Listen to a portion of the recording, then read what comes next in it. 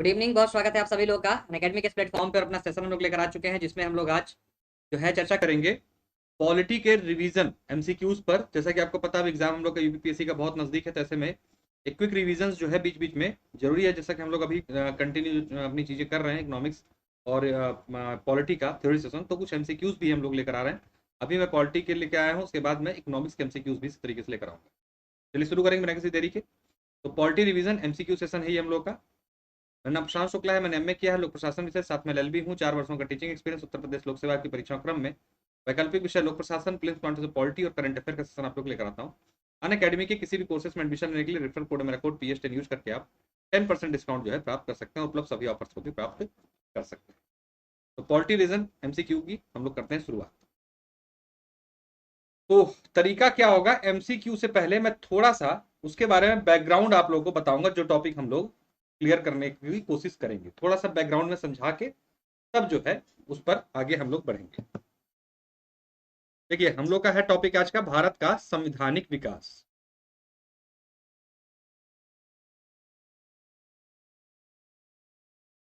संवैधानिक विकास, इसको जो पढ़ा जाता है चैप्टर को बेसिकली दो पार्ट में इसको हम लोग पढ़ते हैं तोड़ के। एक पार्ट में जो संविधान का विकास होता है वो कंपनी के अधीन होता है। कंपनी मतलब ईस्ट इंडिया कंपनी, कंपनी के अधीन जो विकास होता है वो। और दूसरा हम लोग पढ़ते हैं इसको क्राउन के अधीन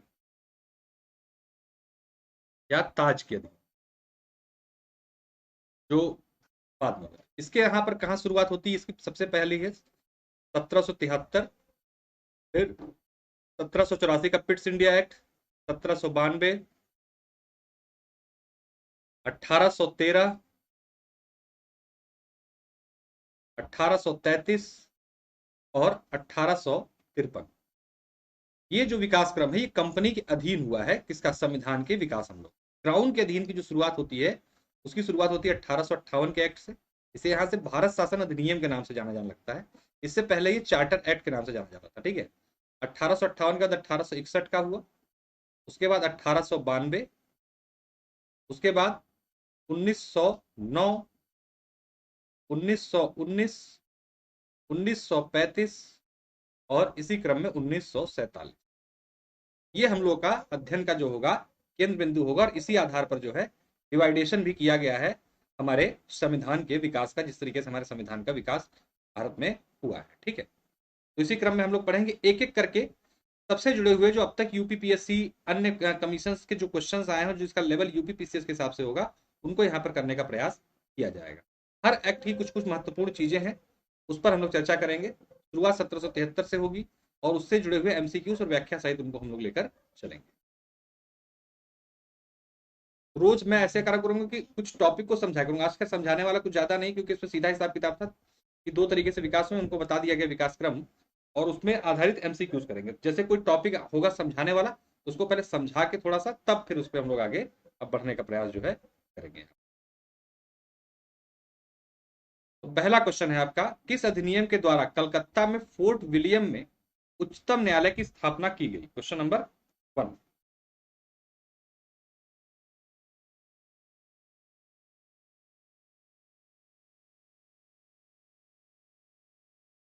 क्वेश्चन नंबर 1।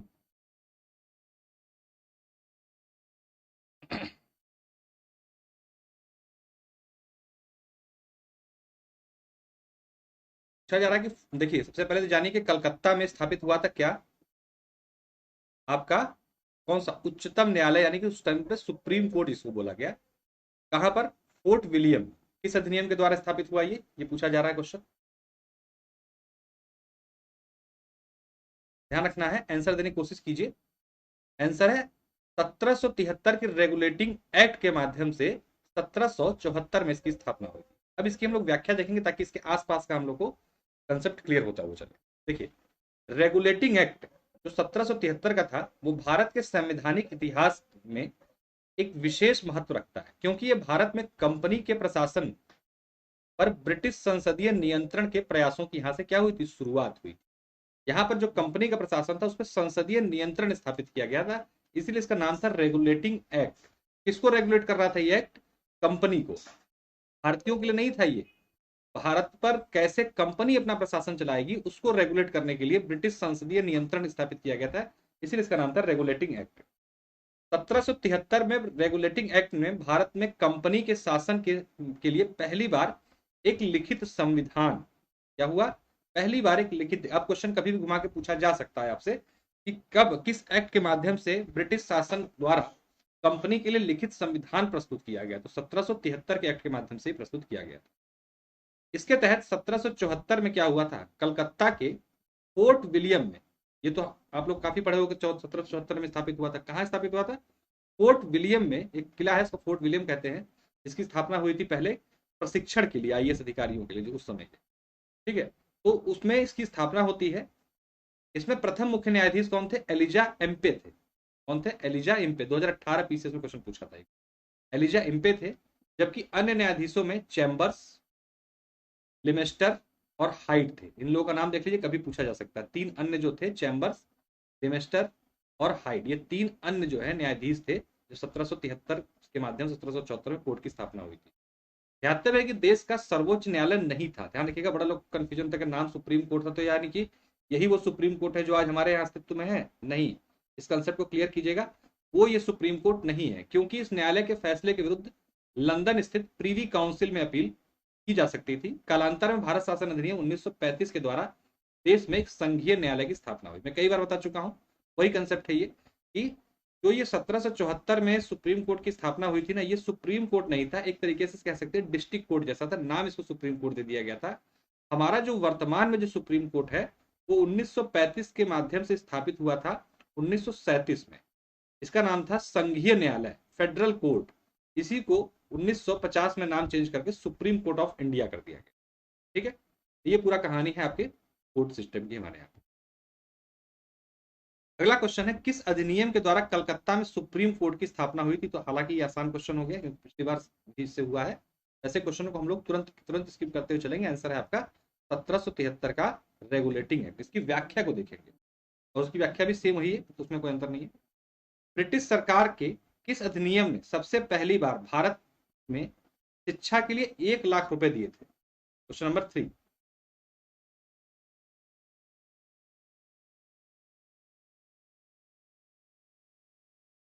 क्वेश्चन नंबर 3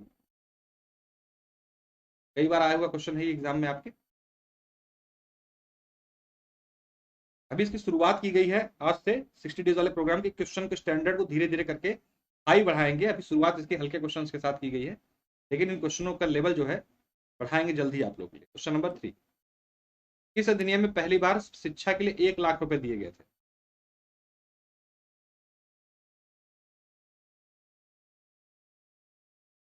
तो ध्यान देना है, चार्टर एक्ट 1813 के माध्यम से पहली बार भारत में शिक्षा के लिए बजट में 1 लाख रुपए का प्रावधान किया गया था। इंपॉर्टेंट फैक्ट है ये।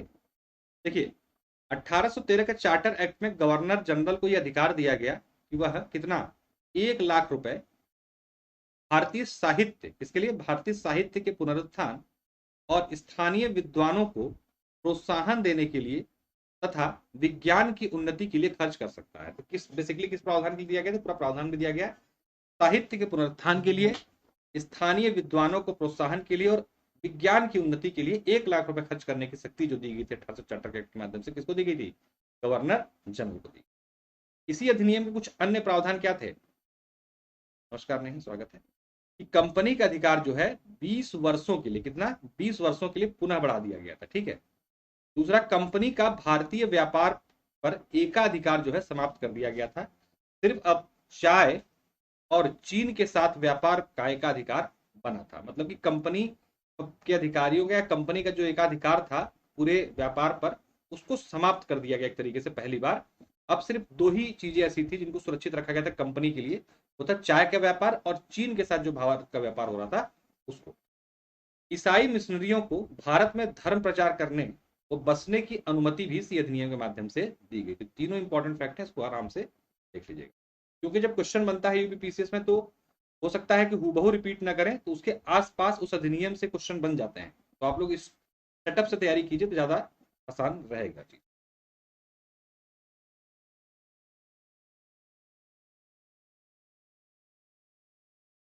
क्वेश्चन नंबर 4, किस अधिनियम ने पहली बार भारतवासियों को अपने देश के प्रशासन में कुछ हिस्सा लेना संभव बनाया? Question number 4।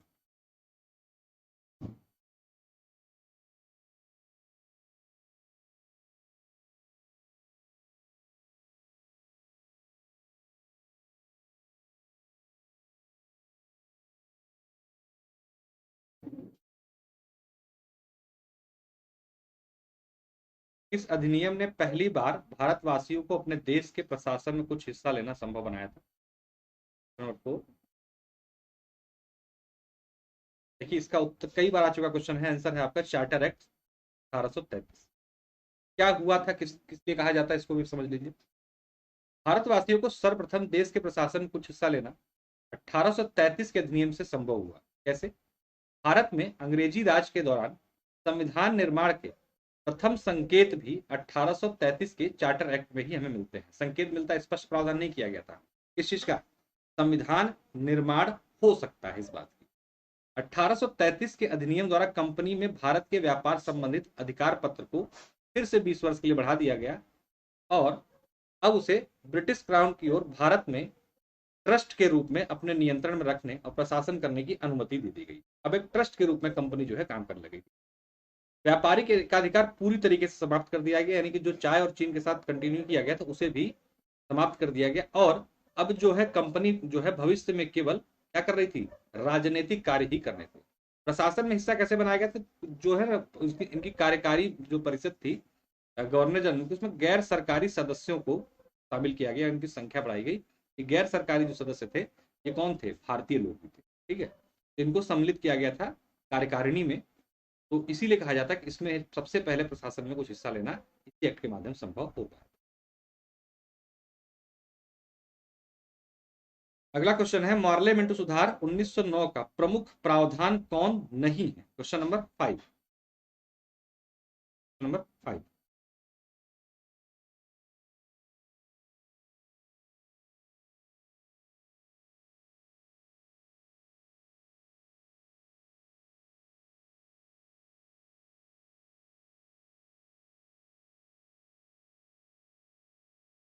मेरे पीछे जो लिखा हुआ लिखा है, केंद्रीय विधान परिषदों में निर्वाचित सदस्यों को स्थान नहीं। कौन सा एक प्रमुख प्रावधान नहीं है पूछा जा रहा है।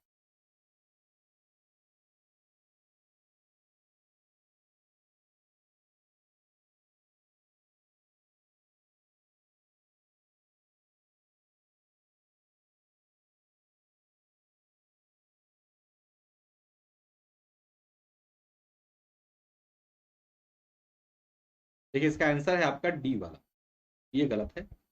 ये लिखा है कि विधान परिषद के आकार में वृद्धि की गई थी, बिल्कुल की गई थी।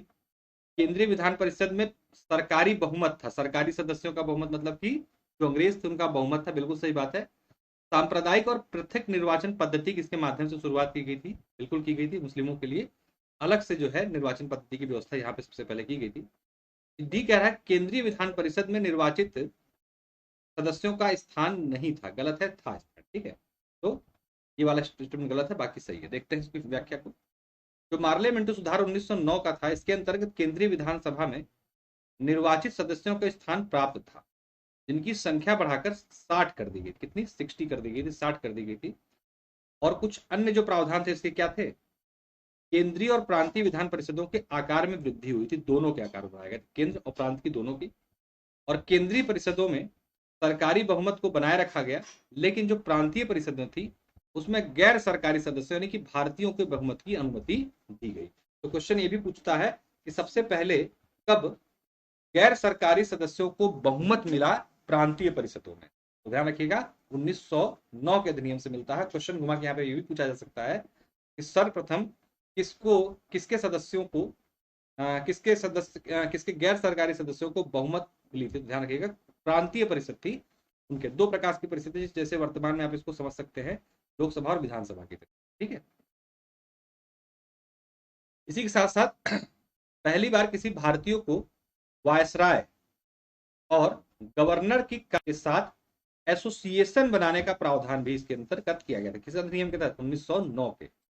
इसके तहत जो थे सत्येंद्र प्रसाद सिन्हा, ध्यान रखिएगा सत्येंद्र प्रसाद सिन्हा वायसराय की कार्यपालिका परिषद के प्रथम सदस्य भी बने। इंपॉर्टेंट है, कई बार एग्जाम में पूछा जा चुका है। और उन्हें जो शामिल किया गया था ना, विधि सदस्य के रूप में शामिल किया गया। किस सदस्य में? विधि सदस्य के रूप में शामिल किया गया। इसी के क्रम में 1909 में ही जो पार्लियामेंट सुधार था, उसमें सबसे गलत निर्णय जो लिया गया था वो दिया गया था पृथक पृथक निर्वाचन पद्धति। इसके आधार पर मुस्लिमों के लिए क्या किया गया था? सांप्रदायिक प्रतिनिधित्व का प्रावधान किया गया। और इसको भविष्य में जो है भारत का विभाजन के रूप में भी देखा जाता है। लॉर्ड मिंटो को जो है ना, ध्यान रखिएगा, लॉर्ड मिंटो को सांप्रदायिक निर्वाचन का जनक के रूप में मानते हैं। तो क्वेश्चन आता है, तो मार्ले मिंटो दो लोग थे, लेकिन अगर क्वेश्चन आए तो कंफ्यूज नहीं होना है, आ भी चुका है पहले क्वेश्चन कि भारत में सांप्रदायिक निर्वाचन के जनक के रूप में कौन जाना जाता, तो लॉर्ड मिंटो को जनक माना जाता है, क्योंकि इनके ही दिमाग की ये उपस्थिति। ठीक है। क्वेश्चन है केंद्र में कौन सा एक्ट द्विसदनीय विधायिका लाया था, यानी कि द्विसदनीय विधायिका केंद्र में किस एक्ट के माध्यम से लागू की गई थी?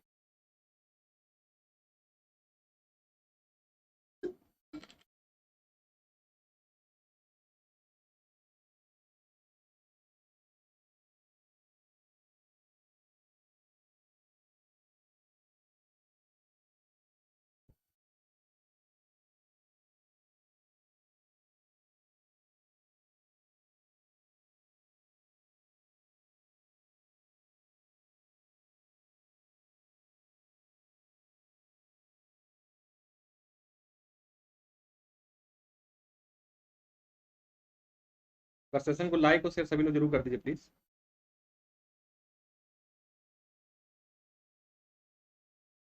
क्वेश्चन नंबर 6 का क्या उत्तर होगा आपका? 1919 के एक्ट के माध्यम से क्या हुआ था? केंद्र में द्विसदनीय विधायिका जो है स्थापित की गई थी। ठीक है, केंद्र में द्विसदनीय विधायिका। देखिए 1919 का जो भारत शासन अधिनियम था, इसके द्वारा क्या हुआ था? केंद्र में द्विसदनीय विधायिका की व्यवस्था की गई थी। तो जो पहली, जैसे यहाँ पर इस टाइम हमारे यहाँ लोकसभा राज्यसभा है ना, लोकसभा और राज्यसभा, ये क्या है? ये द्विसदनीय विधायिका के उदाहरण है। तो ऐसा पहली बार जो केंद्र स्तर पर जो व्यवस्था की गई थी 1919 के अधिनियम के माध्यम से। इसमें जो पहली थी, प्रथम थी, उसको राज्य परिषद क्या कहते थे? राज्य परिषद के नाम से जानते थे। और दूसरी को केंद्रीय विधानसभा, केंद्रीय विधानसभा के नाम से जाना जाता था। तो ये राज्य परिषद थी, इसमें सदस्यों की संख्या कितनी थी? 60 थी। कितनी? 60 थी। और ये जो केंद्रीय विधानसभा थी, यानी वर्तमान की लोकसभा समझ लीजिए, इसमें सदस्यों की संख्या कितनी थी? 144 थी। इसी अधिनियम के माध्यम से क्या हुआ था? प्रांतों में प्रणाली को भी प्रवर्तित किया गया था। बहुत इंपॉर्टेंट फैक्ट है, ध्यान दीजिएगा, तो देख लीजिएगा। संख्या पूछा नहीं है, पूछ सकता है कभी भी। ठीक है, पहली बार केंद्र स्तर पर द्विसदनीय विधायिका की गई थी। राज्य परिषद में आपके 60 सदस्य और केंद्रीय विधानसभा में 144 सदस्य। अगला क्वेश्चन है, भारत सरकार अधिनियम 1919 ने निम्नलिखित में से किसको स्पष्ट रूप से परिभाषित किया गया? Question number 7।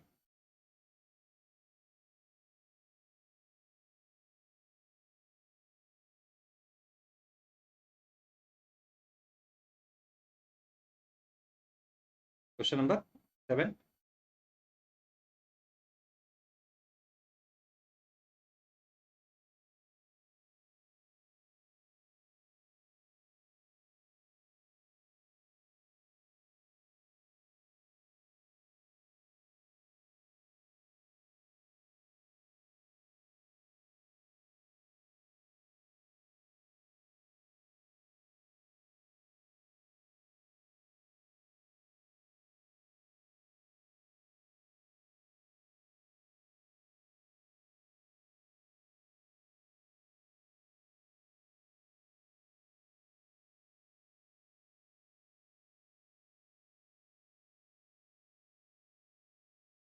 क्या है आंसर इसका 7 का? भाई ध्यान रखिएगा, सबसे स्पष्ट रूप से जिसमें परिभाषित किया गया था वो किया गया था भारत के सेक्रेटरी ऑफ स्टेट और वायसराय की शक्तियों को जो है स्पष्ट रूप से पहली बार जो है, अभी तक जो है शक्तियां इनकी आपस में मिक्सअप थी।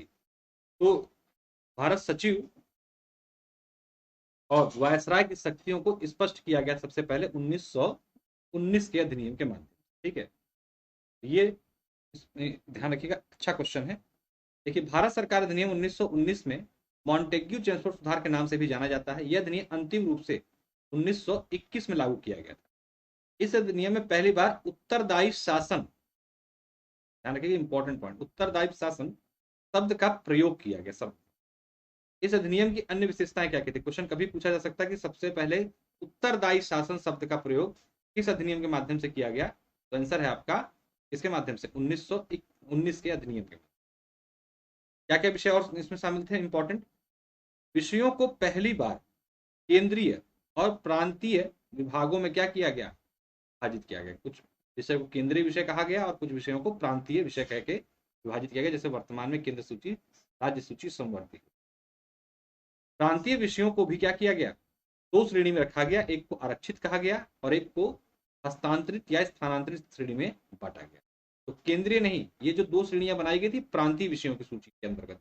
ठीक, राज्यपाल के पास यानी गवर्नर के पास उस समय बहुमत के निर्णय का सत्यादेश वीटो करने की शक्ति थी, इसी अधिनियम के माध्यम से दी गई थी। जो राज्यपाल थे यानी गवर्नर थे, वो जो बहुमत उनकी कार्यकारिणी बहुमत से निर्णय लेती थी, उस पर वीटो लगाने की शक्ति उनको दी गई थी 1919 के अधिनियम के। जो गवर्नर था विधान परिषद के निर्वाचित सदस्यों में से मंत्रियों की नियुक्ति करता था। तो ये सारे प्रावधान जो है आपको 1919 के अधिनियम के माध्यम से स्पष्ट रूप से किए गए। ठीक,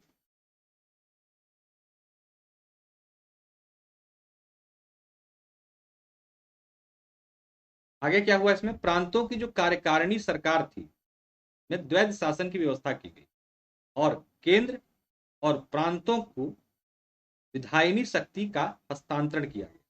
मतलब जो कार्यकारी सरकार थी उसमें द्वैध शासन की व्यवस्था की गई। जैसा द्वैध शासन मतलब वही जो मैंने बताया ना, आरक्षित और हस्तांतरित दो विषय किए गए। तो एक तरीके से केंद्र पर दो प्रकार का दोहरा शासन हो गया, एक तो प्रांत का खुद का शासन और हस्तांतरित विषयों के माध्यम से केंद्रीय शासन भी उस पर लागू किया गया। सांप्रदायिक निर्वाचन का दायरा जो है बढ़ाकर इसमें ठीक कर लिया गया और राज्य में द्वैध शासन पद्धति, जो राज्यों में यानी प्रांतों में द्वैध शासन पद्धति थी जिसमें हस्तांतरित और रचित विषय वाला जो मामला बता रहा हूं, वो 1 अप्रैल 1921 को लागू की गई और 1 अप्रैल 1937 तक ये जो है चलती रही थी। जो प्रांतों में द्वैध शासन थी, द्वैध शासन मतलब बार बार जो बता रहा हूं आपको मैं कि दो प्रकार के हस्तांतरित विषय और आरक्षित विषय, इसका प्रावधान जो है 1919 के माध्यम से किया गया था। ये कहां पर लागू था, प्रांतों में। इसलिए कहा गया कि प्रांतों में दो तरीके का द्वैध शासन एक तरीके से देखने की शुरुआत हमें मिलती है इसी अधिनियम के माध्यम से, और ये 1937 तक चलती रही। प्रांतों में द्वैध शासन व्यवस्था 1919 के अधिनियम से, जबकि केंद्र में जो अगर द्वैध शासन की व्यवस्था पूछी जाएगी तो यही हस्तांतरित और आरक्षित वाली, ये जो है 1935 के अधिनियम से लागू हुई। इसमें बड़ा कंफ्यूजन होता है, ध्यान रखिएगा। तो प्रांतों में द्वैध शासन पूछेगा, प्रांतों में द्वैध शासन तो 1919 के अधिनियम के माध्यम से, केंद्र में अगर द्वैध शासन आपसे पूछता है, ध्यान रखिएगा 1935 के अधिनियम की बात की गई थी। ठीक है, अगला क्वेश्चन है आपका 1919 के भारत शासन अधिनियम की निम्नलिखित में से कौन सी प्रमुख विशेषता या विशेषताएं हैं। Question number 8।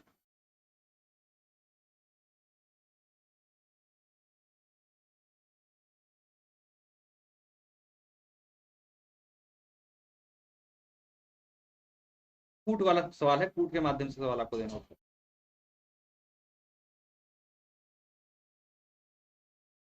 क्वेश्चन नंबर 8,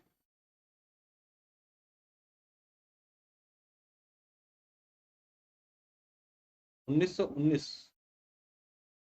ध्यान दीजिएगा, यहाँ पे उत्तर जो है आपका केवल 1 और 3 सही है। देखते हैं क्यों। देखा, प्रांतों में कार्यकारी सरकार में, कार्यकारिणी सरकार में द्वैध शासन की व्यवस्था लागू की गई, बिल्कुल अभी जस्ट बात हुई इस बारे में। निर्वाचन मंडलों की व्यवस्था नहीं, ये ऑलरेडी 1909 के अधिनियम में की जा चुकी थी, इसलिए दूसरा स्टेटमेंट गलत है। तीसरा कह रहा है केंद्र द्वारा प्रांतों को विधायनी शक्ति का हस्तांतरण किया गया था। ठीक है, विधायनी शक्ति का हस्तांतरण कर दिया गया था। तो मैंने बताया कि हस्तांतरित और आरक्षित दो प्रकार की शक्तियां दी गई थी, ये भी सही है। 1 और 3 सही है। इसकी डिटेल पिछले वाले क्वेश्चन में ऑलरेडी हो चुकी है। निम्नलिखित में से किस अधिनियम द्वारा संवैधानिक निरंकुशता का सिद्धांत प्रबद्ध किया गया था। Question number 9, question number 9।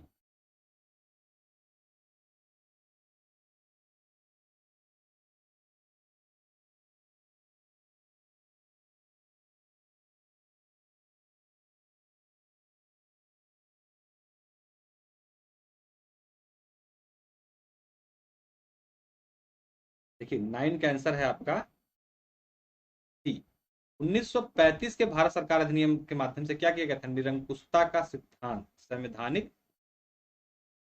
निरंकुशता का सिद्धांत जो है प्रतिपादित किया गया। क्या है इसको देखते हैं। ये संवैधानिक निरंकुशता का सिद्धांत 1935 के भारत शासन अधिनियम द्वारा प्रवृत्त किया गया था, क्योंकि इस अधिनियम में गवर्नर जनरल को शक्तियों पर कोई नियंत्रण नहीं था।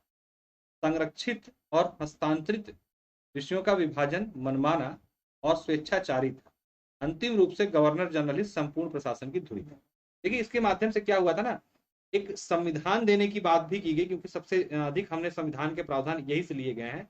एक तरीके से संवैधानिक निरंकुशता का जो सिद्धांत यहाँ प्रतिपादित होता है वो दिखाई दिया, क्योंकि पूरी तरीके से स्वतंत्र और निरंकुश होकर जो गवर्नर जनरल था वो अपनी शक्तियों का प्रयोग कर सकता। तो ऐसे में बात यहाँ उठती है कि आपने एक तरफ तो संविधान के रूप में स्वतंत्रता देने का प्रयास किया, और साथ में एक आदमी के अंतर्गत समस्त शक्तियों को केंद्रीकृत करके क्या किया? निरंकुशता को बढ़ावा दिया। इसलिए 1935 के अधिनियम को संवैधानिक निरंकुशता के अधिनियम ये सिद्धांत के रूप में जाना। अगला क्वेश्चन है, निम्न में से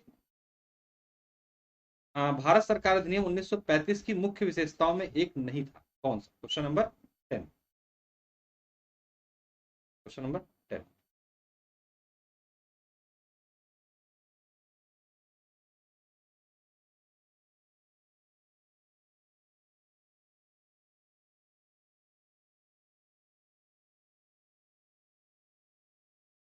क्वेश्चन नंबर 10।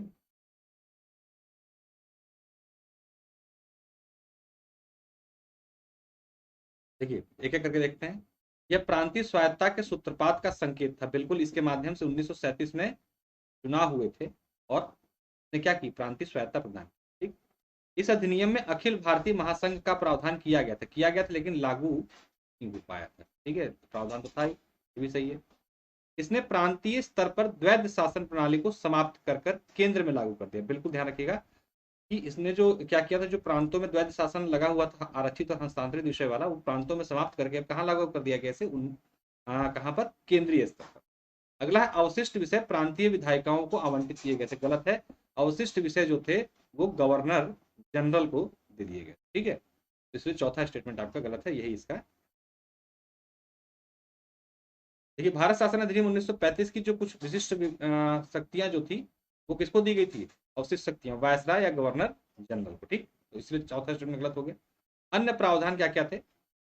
इस अधिनियम में एक अखिल भारतीय संघ की स्थापना का सुझाव दिया गया था।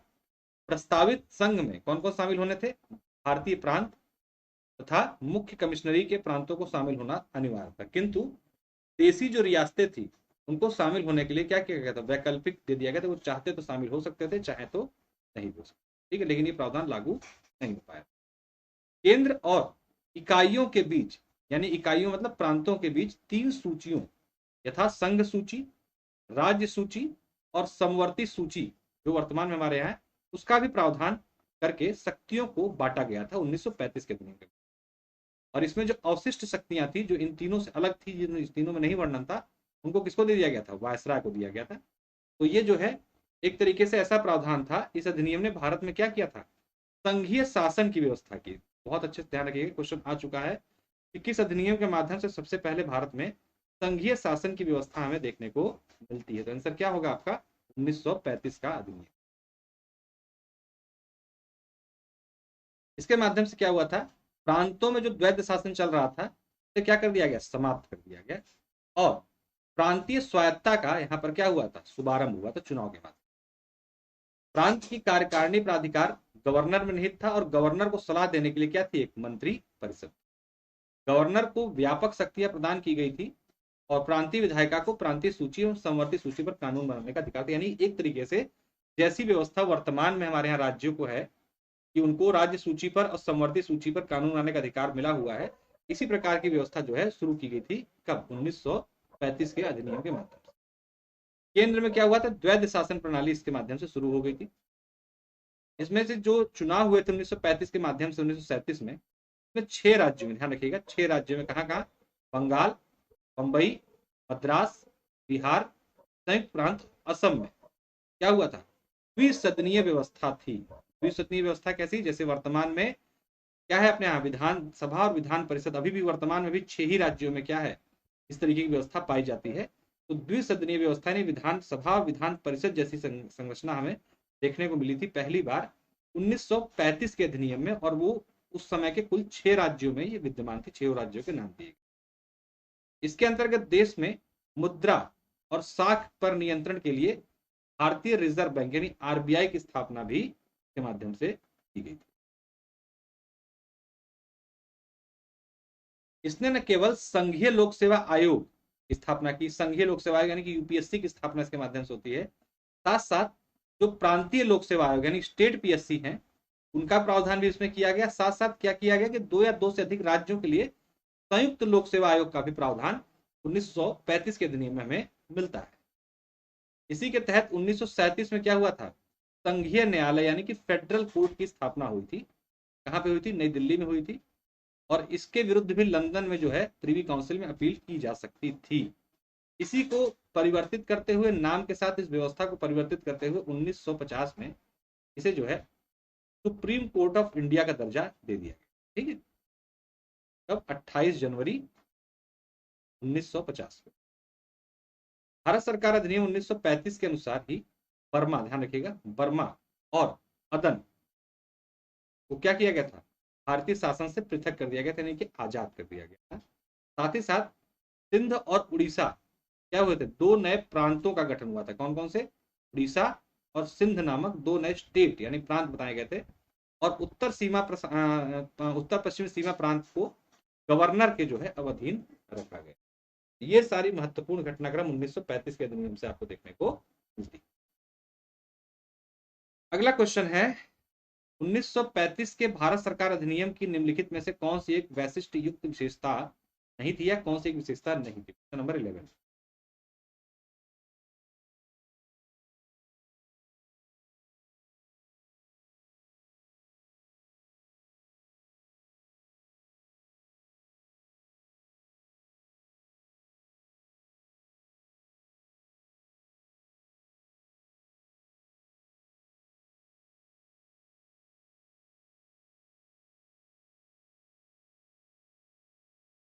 क्वेश्चन नंबर 11 बताए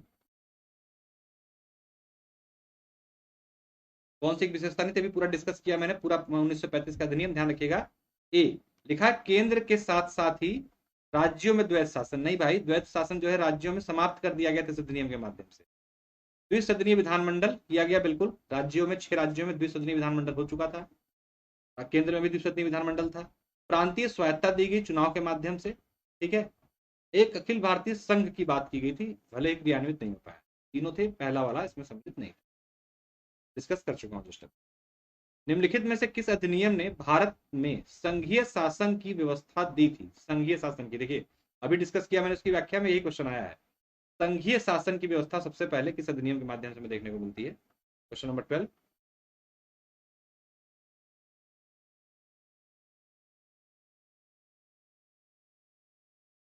अभी जस्ट डिस्कस हुआ कि संघीय शासन, क्योंकि क्या हुआ था, शक्तियों का विभाजन किया गया ना, केंद्र सूची, राज्य सूची, समवर्ती सूची के माध्यम से शक्तियों का विभाजन करके वर्तमान संघीय व्यवस्था जैसी संकल्पना प्रस्तुत की गई थी 1935 के अधिनियम के। ठीक है, जब भी क्वेश्चन आए कि संघीय शासन की व्यवस्था सर्वप्रथम हमें कब देखने को मिलती है, 1935 के अधिनियम में मिलती है।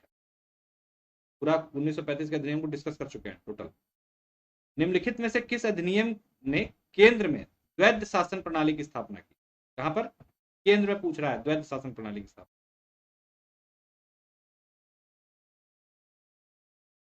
क्वेश्चन नंबर 13,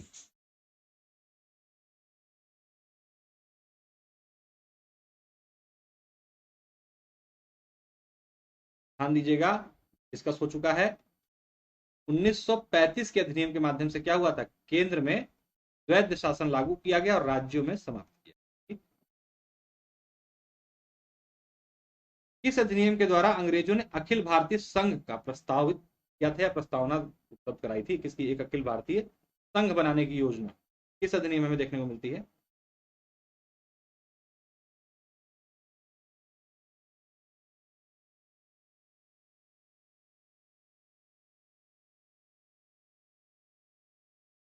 क्वेश्चन नंबर 14,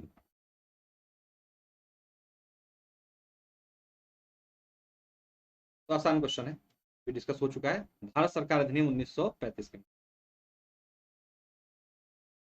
एक संघीय व्यवस्था और केंद्र में द्वैध शासन भारत में लागू किया गया था किस अधिनियम के माध्यम से?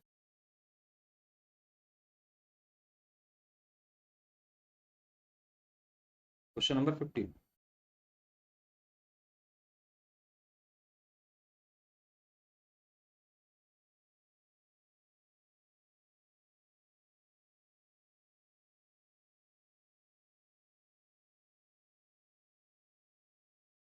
तो क्या आंसर है? 1935 के अधिनियम के माध्यम से क्या किया था? एक संघीय व्यवस्था या प्रावधान और केंद्र में द्वैध शासन, राज्यों के द्वैध शासन को समाप्त।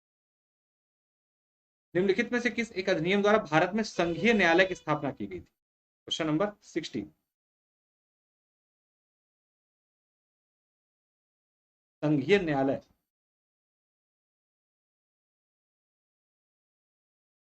आसान क्वेश्चन हो गया, डिस्कस सारा कर चुका हूं, एक एक अधिनियम अच्छे तरीके से बताया मैंने आप लोग को, जो जो इंपॉर्टेंट जहां जहां क्वेश्चन में। तो आंसर है नन ऑफ द एबव। क्यों? क्योंकि हमने जैसा भी डिस्कस किया कि 1935 के माध्यम से 1937 में एक संघीय न्यायालय फेडरल कोर्ट ऑफ इंडिया की स्थापना की गई। बाद में इसी का 28 जनवरी 1950 को नाम बदलकर सुप्रीम कोर्ट ऑफ इंडिया कर दिया गया और आधिकारिक रूप से ये भारत का सर्वोच्च न्यायालय बन गया था। इसके खिलाफ कहीं अपील नहीं कर सकते थे। इसके खिलाफ जो फेडरल कोर्ट ऑफ इंडिया, इसके खिलाफ अपील जो है प्रीवी काउंसिल में की जा सकती है। ठीक है, ये अंतर था। भारत सरकार अधिनियम के अधीन एक संरक्षक न्यायालय का गठन किया गया था, जो कहलाता था क्या? Question number 17। यही पिछले से मिलता जुलता, क्या कहते थे इसको? फेडरल कोर्ट के नाम से इसको। ठीक है। भारतीय अधिनियम में से किसके माध्यम के फलस्वरूप बर्मा भारत से अलग हुआ? अभी डिस्कस हुआ है थोड़ी देर पहले। बर्मा, बर्मा को भारत से अलग किया गया किस अधिनियम के माध्यम से?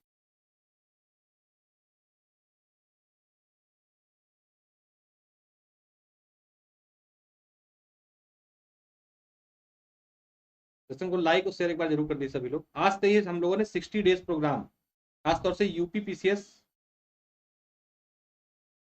2022 की जो परीक्षा है आपकी 12 जून को, उसको केंद्रित करके शुरुआत की। अभी शुरुआत आसान क्वेश्चनों के साथ की है, धीरे धीरे इसमें क्वेश्चनों का लेवल जो है, हाई लेवल वाले क्वेश्चन यहाँ पे शामिल करना शुरू करेंगे। ठीक है, लगातार आप लोग जो है 8 बजे सेशन डेली बेस पर कर लीजिए, ताकि 60 दिन में आपकी पॉलिटी ऐसी हो जाए कि पॉलिटी से आपका क्वेश्चन गलत ना हो। बर्मा को भारत से अलग किया गया था 1935 के अधिनियम के माध्यम से, जस्ट अभी पहले डिस्कस। भारतीय शासन अधिनियम 1935 के द्वारा स्थापित संघ में अवशिष्ट शक्तियां किसे दी गई थी? नंबर 19।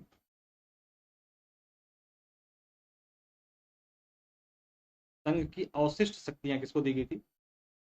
हमने बताया था कि 1935 के अधिनियम से 3 सूचियां बनाई गई थी, संघ सूची, राज्य सूची और समवर्ती सूची, और सबको अपने अपने संदर्भ में कानून बनाने की शक्ति दे दी गई थी। संघ सूची पे सेंट्रल गवर्नमेंट यानी कि उस समय का संघ शासन, संघ सरकार। राज्य सूची पर प्रांतीय प्रांतीय विषय जो थे, प्रांत वहां के कानून बनाते थे। हाँ, पीडीएफ में मिल जाएगी। इसके लिए आप यूपी मंत्रा टेलीग्राम चैनल ज्वाइन कर सकते हैं। साथ साथ में मेरी प्रोफाइल जो ऊपर कमेंट बॉक्स में दिया हुआ है निखिल, जो बॉक्स में इसको फॉलो कर लीजिए, तो उसमें कम्युनिटी पर मैं डेली पीडीएफ पोस्ट करता हूँ, वहां से भी पीडीएफ आपको मिल जाएगी। ठीक है, तो इसको आराम से आप कर लेंगे, यहाँ पर मेरी प्रोफाइल को फॉलो, तो आपको आसानी से पीडीएफ मिल जाएगी, भटकने की आवश्यकता नहीं पड़ेगी। तो पीडीएफ में डेली फॉलो कर दो, वहां से आप डाउनलोड आराम से कर सकते हैं।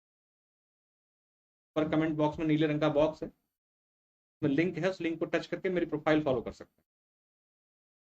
तो किसको दी गई थी भाई? क्वेश्चन नंबर 19, अवशिष्ट शक्तियां वो दी गई थी गवर्नर जनरल को। किसको दी गई थी? Governor general. भारत शासन अधिनियम जो 1935 था, इसमें 3 सूचियों का प्रावधान किया गया, जैसा मैंने बताया अभी, संघ सूची, राज्य सूची और समवर्ती सूची। उल्लेख की सूची में नहीं था, मतलब जिन विषयों का उल्लेख इन तीनों सूचियों में नहीं था, उनको क्या कहा गया?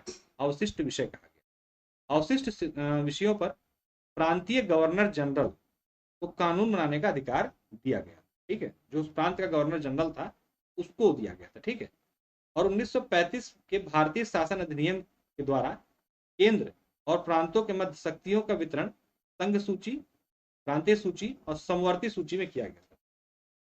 जैसा अभी प्रावधान है कि समवर्ती सूची पर दोनों लोग कानून बना सकते हैं, लेकिन अगर कोई विवाद होता है तो संघ की मान्यता थी, तो वैसा वहां पे भी किया गया था, और ये व्यवस्था आज भी जो है हमारे यहाँ पर आधारित है तीनों सूची। ठीक है, अगला क्वेश्चन है कि भारत के संविधान में केंद्र और राज्यों के बीच किया गया शक्तियों का विभाजन किस उल्लिखित योजना पर आधारित है? Question number 20।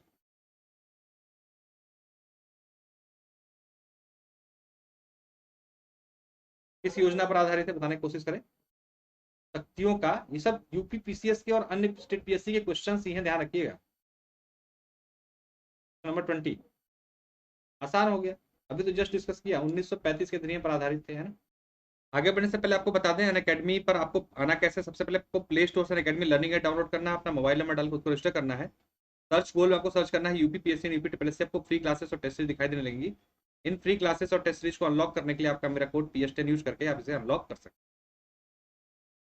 एडवांटेजेस की बात करें तो कभी भी कहीं भी रिकॉर्डेड लाइव सेशन देखने का मौका मिलता है, अपॉर्चुनिटी बेस्ट एजुकेटर के साथ जुड़ने का access, multiple courses, structure pedagogy, academic calendar के अनुसार study session, master classes, unlimited pages, study material PDF format में, multiple live doubt clearing sessions आपको यहाँ पे मिलते हैं। ठीक है, मैं बात करें तो देखिए 30 अप्रैल से आपको एक टेस्ट सीरीज की शुरुआत की जा चुकी है, जिसमें UP PCS plus booster test series है ये।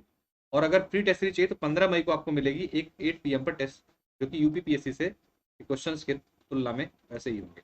और एक फुल लेंथ टेस्ट आपको 29 मई को मिलेगा, जिसमें एकदम 150 क्वेश्चन 120 मिनट और 200 मार्क्स की होगी। एक पेपर से पहले पेपर का रिवीजन आपको यहाँ पे देखने को मिलेगा। अगर हम बैच कोर्सेज की बात करें तो 27 अप्रैल से आपका एक लक्ष्य नामक एक बैच जो है शुरू हो चुका है नया, जो कि 2023 पीसीएस की प्रारंभिक तथा मुख्य परीक्षा के लिए है। प्लस कोर्सेज में एडमिशन लेने के लिए रेफरल कोड मेरा कोड PS10 यूज करके आप 10% डिस्काउंट के साथ एडमिशन ले सकते हैं। इसी तरीके से 13 अप्रैल से एक लक्ष्य नामक बैच चल रहा है, जिसमें 1 PM पर आपको मेरी पॉलिटी क्लासेस मिल रही है, इसको भी आप लोग ज्वाइन कर सकते हैं। फाउंडेशन कोर्स अजय सर का उपलब्ध है। ऑप्शनल सब्जेक्ट में public administration, geography, history, philosophy, sociology, Hindi literature उपलब्ध है। 6 तारीख से सुशांत सर का साइंस टेक का बैच चल रहा है, आप लोग इसको भी ज्वाइन कर सकते हैं। बच्चे सिर्फ वीडियो एग्जाम देना चाहते हैं, 1 महीने 3 महीने 6 महीने 12 महीने कोर्सेस ले सकते हैं, 10% डिस्काउंट के लिए मेरा रेफरल कोड यूज कर सकते हैं। जो लोग लेखपाल में एग्जाम में लगे हुए हैं वो लोग सिंगल लेखपाल का सब्सक्रिप्शन भी ले सकते हैं, और यहाँ पे भी मेरे रेफरल कोड के माध्यम से 10% डिस्काउंट प्राप्त कर सकते हैं। कांस्टेबल वाले बच्चे भी आप ले सकते हैं, 10% डिस्काउंट के लिए मेरा रेफरल कोड PS10 यूज कर सकते हैं।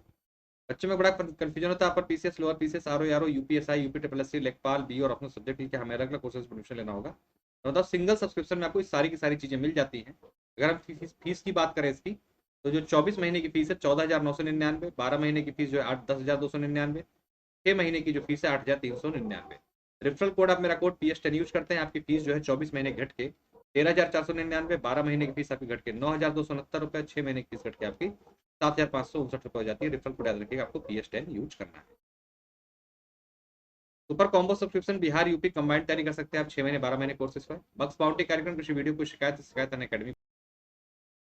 अगला क्वेश्चन है, निम्नलिखित में से कौन सा एक भारत शासन अधिनियम 1935 में स्वीकार किया हुआ महत्वपूर्ण और स्थायी अवयव नहीं है? Question number 21। थोड़ा सा क्वेश्चन मेरे पीछे आ गया है, दिख नहीं रहा होगा आप लोगों को। इसका आंसर देखिए वैसे ए है, ठीक है। क्यों? इसमें विधानमंडल के लिए निर्वाचित और जवाबदेह प्रतिनिधि का निर्माण किया गया था, बिल्कुल किया गया था। संघ की योजना पर विचार किया गया था लेकिन लागू नहीं हो पाया था, बिल्कुल। डी विकल्प जो दिख नहीं रहा उसमें लिखा है कि विधानमंडल के लिए सरकारी सदस्यों का समवाचित नॉमिनेशन किया जाना था, बिल्कुल ये भी किया गया था। लेकिन यहाँ पर किसी प्रकार के लिखित संविधान की बात देश के लिए नहीं की गई, ठीक है। ये इसका पार्ट नहीं था, बाकी सभी इसके अवयव यानी कि पार्ट थे। देखिए, देश के को एक लिखित संविधान देने का विचार सर्वप्रथम क्रिप्स मिशन, कहां पर? क्रिप्स मिशन में लाया गया था, यानी कि उससे पहले तक अंग्रेजों की तरफ से कभी भी लिखित संविधान की बात नहीं की गई थी। भारत शासन अधिनियम 1935 के द्वारा भारतीय एक अखिल भारतीय संघ की परिकल्पना की गई थी। इसी अधिनियम के द्वारा प्रांतों में निर्वाचित प्रतिनिधियों के द्वारा लोकप्रिय मंत्रिमंडल भी बनाया गया। मैंने बताया आप लोगों के चुनाव हुए थे और चुनाव के माध्यम से मंत्रिमंडल का निर्माण भी किया गया था। वे विधानमंडल के प्रति उत्तरदायी हुआ करते थे। किसके प्रति? विधानमंडल की, जैसी भी वर्तमान व्यवस्था।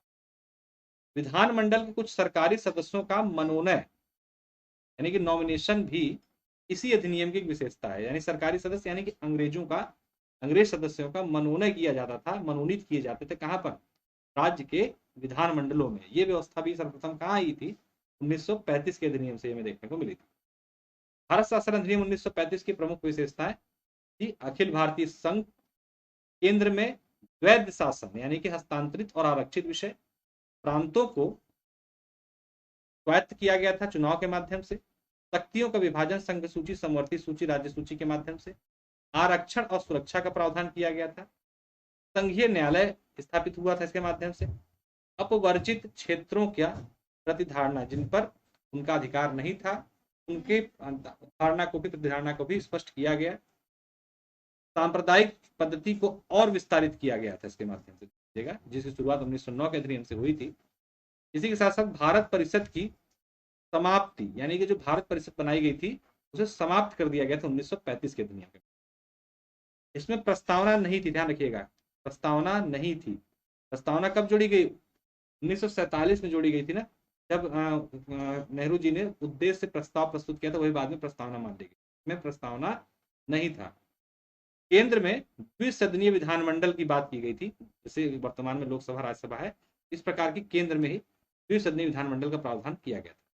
इसके अतिरिक्त इस अधिनियम के अंतर्गत प्रांतीय सरकारों का गठन हुआ था चुनाव के माध्यम से 1937 में, और भारत शासन 1935 के तहत ही ब्रिटिश भारत के प्रांत और 6 मुख्य कमिश्नरी के प्रांत थे, यानी 11 गवर्नरों के प्रांत और 6 कमिश्नरी, जैसे इसको आप यूनियन टेरिटरी समझ सकते हैं, उस तरीके की चीजें व्यवस्था की गई थी। पंडित जवाहरलाल नेहरू ने इसे क्या कहा था? दास्ता का अधिकार पत्र के नाम से संबोधित किया था। ये भी क्वेश्चन कई बार आ चुका है। किसने 1935 के अधिनियम को दास्ता का अधिकार पत्र बोला था, नया अधिकार पत्र? तो पंडित जवाहरलाल नेहरू का स्टेटमेंट। और साथ में इन्होंने अनैच्छिक, अप्रजातांत्रिक और अराष्ट्रवादी संविधान की भी संज्ञा दी थी। ये भी स्टेटमेंट अभी तक नहीं पूछा, लेकिन कभी पूछ सकता है कि अनैच्छिक, अप्रजातांत्रिक और अराष्ट्रवादी संविधान की संज्ञा 1935 के अधिनियम को किसने दी थी? तो किसने दी थी? पंडित जवाहरलाल नेहरू ने दी थी। ठीक है। जिन्ना जिन्ना ने क्या कहा था इसके बारे में? पूर्णतः सड़ा हुआ और मूल रूप से बुरा और बिल्कुल अस्वीकृत बतलाया था जिन्ना ने। ठीक है। इसी संदर्भ में क्रिप्स मिशन के लिए भी एक बात बोली थी किसने?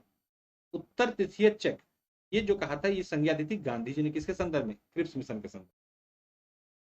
The government of India act 1935 के उपबंध 15 अगस्त 1947, कब तक? 15 अगस्त 1947 को भारत की स्वतंत्रता के बाद भी थोड़े बहुत संशोधनों के साथ 26 जनवरी 1950 तक चलते रहे, और इसी के आधार पर उस समय भारत सरकार कार्य कर रही थी। अगर आपसे क्वेश्चन पूछा जाए कि 26 जनवरी 1950 तक भारत सरकार किस अधिनियम के उपबंधों के तहत सरकार चला रही थी, तो ध्यान रखिएगा 1935 के अधिनियम से।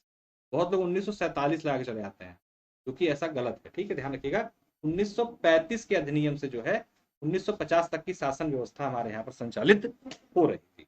और उसके बाद 26 जनवरी 1950 को जो हमारा संविधान लगता है, लागू हो जाता है, तो उससे फिर उसके आगे की उसके माध्यम संचालित होने लगेगी।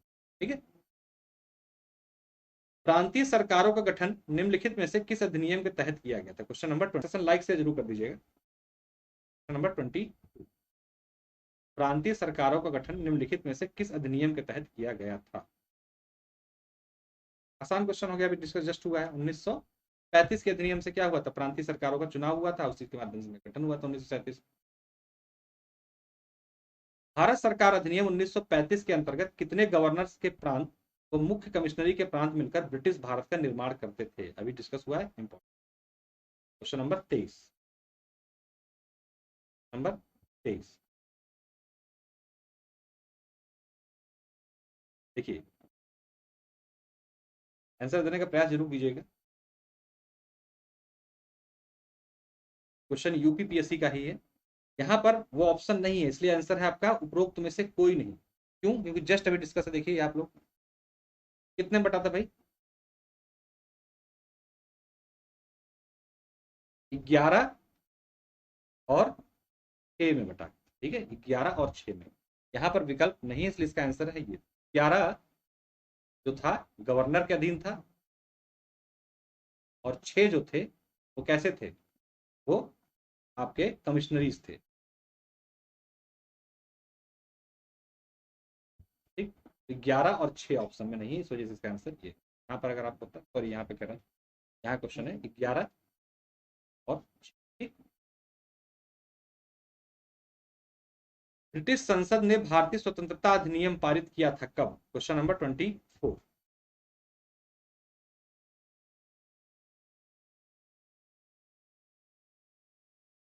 ब्रिटिश भारत ब्रिटिश संसद द्वारा भारतीय स्वतंत्रता अधिनियम पारित किया गया था किस दिन, किस डेट को?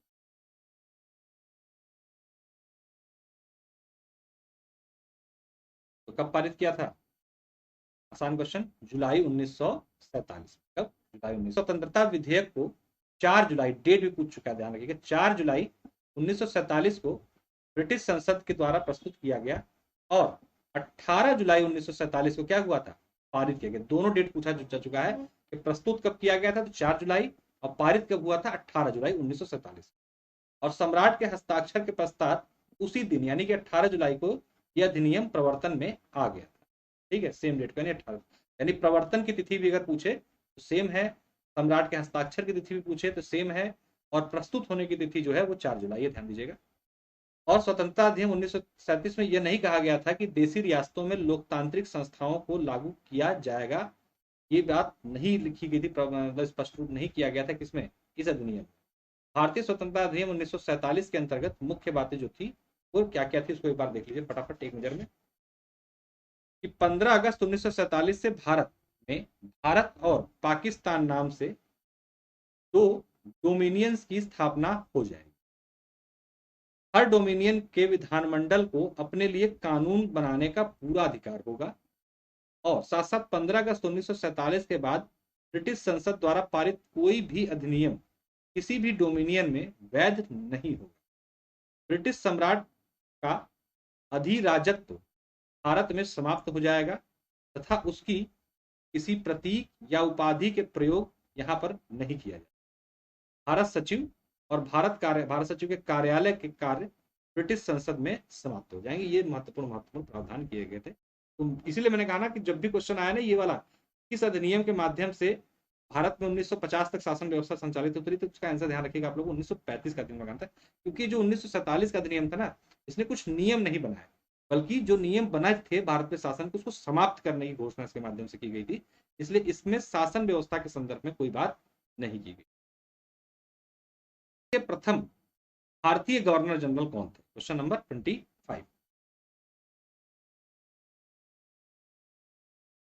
भारत के प्रथम भारतीय गवर्नर जनरल। डेली आपको 8 PM पे सेशन मिलेगा, टॉपिक वाइज यहाँ पर हम लोग कर रहे हैं व्याख्या सहित। जैसे आज हमने ये किया, तो कल हम लोग करेंगे अब संविधान निर्मात्री सभा के बारे में MCQ और उसकी व्याख्या। क्वेश्चन नंबर 25 आसान क्वेश्चन है। सी राजगोपालाचार्य पूछा जा रहा कि प्रथम भारतीय गवर्नर जनरल, ठीक है, ये नहीं पूछ रहा कि आजादी के बाद। तो स्वतंत्र भारत के प्रथम गवर्नर जनरल कौन थे? माउंट बेटन थे। अगर ये क्वेश्चन आता है कि स्वतंत्र भारत के प्रथम गवर्नर जनरल, तो माउंट बेटन। स्वतंत्र भारत के अंतिम ब्रिटिश गवर्नर जनरल का नाम पूछेगा तो भी लॉर्ड माउंट बेटन। स्वतंत्र भारत के प्रथम भारतीय गवर्नर जनरल का नाम पूछेगा तो क्या आंसर हो जाएगा आपका? सी राजगोपालाचारी, 1948 से 1950 तक। और स्वतंत्र भारत के अंतिम गवर्नर, भारतीय गवर्नर जनरल का नाम भी पूछा जाएगा तो कौन हो जाएंगे? सी राजगोपालाचारी। इसके पश्चात जो है गवर्नर जनरल का पद क्या कर दिया गया? समाप्त कर दिया गया, और डॉक्टर राजेंद्र प्रसाद क्या बने? भारत के प्रथम राष्ट्रपति नियुक्त। ठीक है, चलिए तो शुरू करेंगे। पहला क्वेश्चन हम लोगों का है, और ये सीरीज जो है बाइलिंगुअल जो है आप लोगों तक उपलब्ध मैं कराने का प्रयास जो कर रहा हूँ, लगातार इसको बाइलिंगुअल रखें।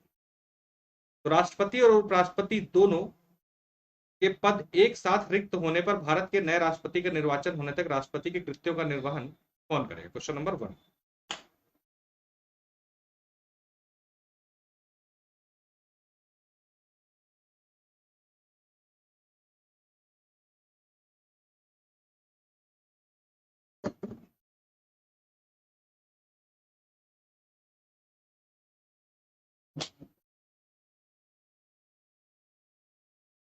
क्वेश्चन नंबर 1, अगर एक साथ राष्ट्रपति और उपराष्ट्रपति के पद अगर रिक्त हो जाते हैं तो ऐसे में उपराष्ट्रपति के पद का निर्वहन कौन करेगा, ये पूछा जा रहा है। ध्यान रखिएगा, भारत के मुख्य न्यायाधीश, चीफ जस्टिस ऑफ इंडिया, ठीक है, अगर राष्ट्रपति और उपराष्ट्रपति दोनों नहीं है तो ऐसी दशा में चीफ जस्टिस ऑफ इंडिया जो है क्या करेंगे? एज अ कार्यकारी राष्ट्रपति का पद जो है धारण करेंगे। भारत के संविधान के अनुच्छेद 70 के अंतर्गत राष्ट्रपति और उपराष्ट्रपति की अनुपस्थिति में कौन राष्ट्रपति रहेगा? रिपीट करके क्वेश्चन। आर्टिकल 70 में प्रावधान किया गया, ध्यान रखिएगा इस चीज का कि अगर दोनों उपस्थित नहीं है तो आर्टिकल 70 के जो है प्रावधान करता है कि उस संदर्भ में चीफ जस्टिस ऑफ इंडिया जो है भारत के राष्ट्रपति के रूप में कार्य करेंगे। संविधान में निम्नलिखित अनुच्छेदों में से किस एक के अंतर्गत संघ की कार्यपालिका शक्तियां राष्ट्रपति में निहित की गई हैं?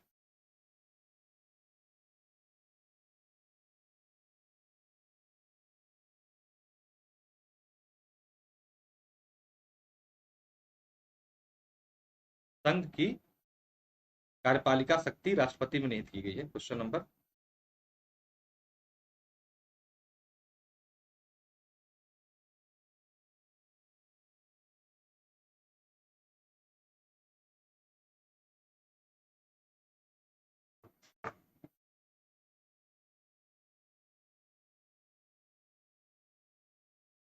ध्यान रखिएगा, संघ की कार्यपालिका शक्ति राष्ट्रपति में निहित है, इसका प्रावधान आपके आर्टिकल 53 में किया गया। में आर्टिकल 53 में संघ की कार्यपालिका शक्ति किसमें निहित की गई है? अभी इसका पिछले क्वेश्चन से तो आंसर निकल आएगा, लेकिन ध्यान रखिएगा बहुत लोग यहाँ पर कंफ्यूजन करके आंसर जो है प्रधानमंत्री जो है लिख कर आ जाते हैं, जो कि गलत होता है। कार्यपालिका शक्ति जो है वो किसमें निहित होती है?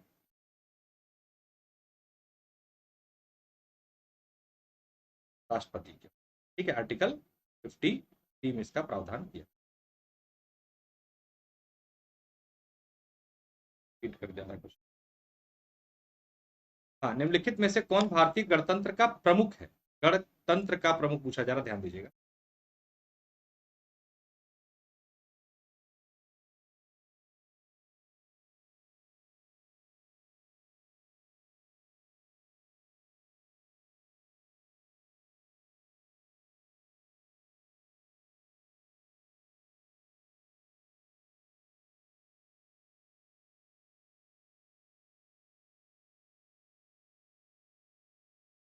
भारतीय गणतंत्र का प्रमुख कौन होता है? देखिए हमारे यहाँ पर जो व्यवस्था है भारत में वो किस प्रकार की है, हम लोकतंत्र भी हैं और प्लस गणतंत्र भी है। ध्यान रखना है इस चीज का। लोकतंत्र ब्रिटेन में क्या है, लोकतंत्र तो है लेकिन गणतंत्र नहीं है। क्यों? क्योंकि उनका जो प्रमुख होता है राजा, वो चुन के नहीं आता है, वो वंशानुगत होता है। और हमारा जो गढ़ का प्रमुख है यानी कि कौन, राष्ट्रपति, वो चुन के आता है। इसलिए हम भारत में लोकतंत्र के साथ गणतंत्रात्मक व्यवस्था भी देखते हैं। ठीक है, हम लोकतंत्र के साथ गणतंत्र भी है। आकस्मिक निधि को राष्ट्रपति व्यय कर सकता है कैसे? Question number 7। आकस्मिक निधि जिसका प्रावधान कहां पे किया गया? आर्टिकल 267 में प्रावधान किया गया, अनुच्छेद 267 में पूछा जा रहा है। इस पे आपको पता है कि इस पर अनन्य शक्ति राष्ट्रपति के पास होती है। तो राष्ट्रपति जो है आकस्मिक निधि को खर्च कैसे कर सकता है? Question number 7।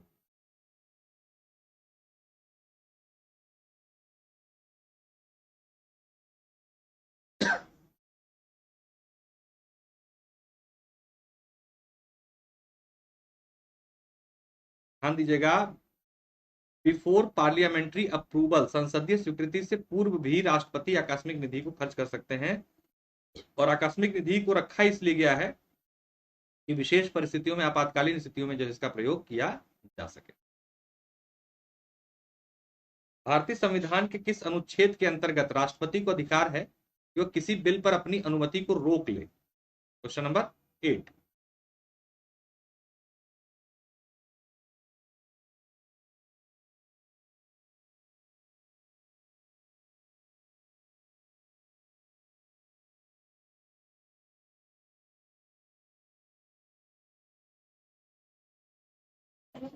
भारतीय संविधान के किस अनुच्छेद के अंतर्गत राष्ट्रपति को अधिकार दिया गया है वह किसी बिल पर अपनी अनुमति को क्या कर सकता है? रोक सकता है। ध्यान देना है, आर्टिकल 111। आर्टिकल 111 में 3 प्रकार का काम राष्ट्रपति करते हैं। पहला, अनुमति दे देते हैं। दूसरा, लौटा देते हैं। और तीसरा क्या है, अपने पास रख लेते हैं अनिश्चित काल के लिए। इसी को पॉकेट वीटो कहा जाता है। ठीक, इसी को पॉकेट वीटो कहा जाता है और ये सारे प्रावधान कहाँ पे किए गए? आर्टिकल आपके 111 में। ठीक है। भारतीय संविधान का कौन सा अनुच्छेद राष्ट्रपति को उच्चतम न्यायालय से परामर्श करने की शक्ति प्रदान करता है? Question number 9।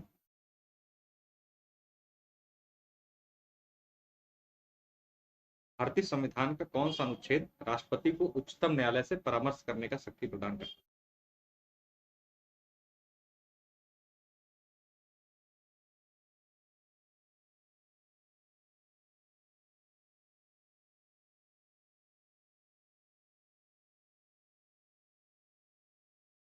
देखिए, भारत का राष्ट्रपति कानून के संदर्भ में या किसी संवैधानिक मुद्दे पर सुप्रीम कोर्ट से सलाह मशवरा कर सकता है और इसका प्रावधान कहां पे किया गया? आर्टिकल 143 में किया गया।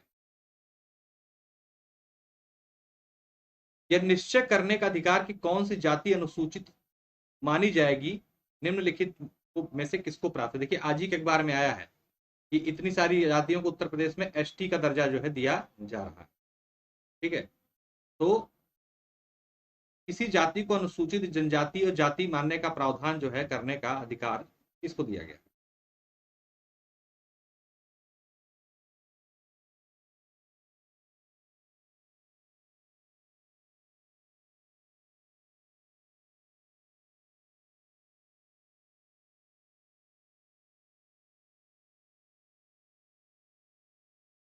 देखिए, इस संदर्भ में जो शक्तियां दी गई हैं वो दी गई हैं राष्ट्रपति।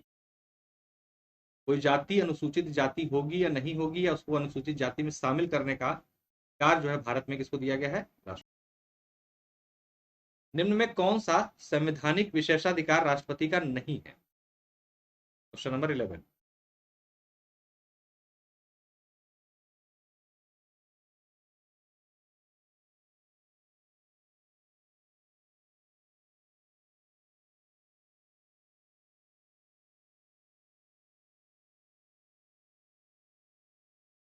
नहीं, ये पूछा जा रहा है राष्ट्रपति का संवैधानिक विशेषाधिकार नहीं।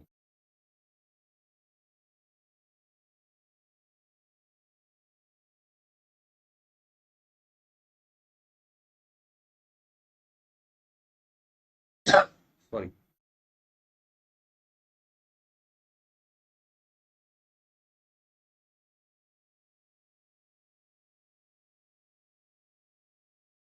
क्वेश्चन नंबर 11 ध्यान दीजिएगा। इसका आंसर है बी, वित्तीय बिल को पुनर्विचार हेतु लौटाना।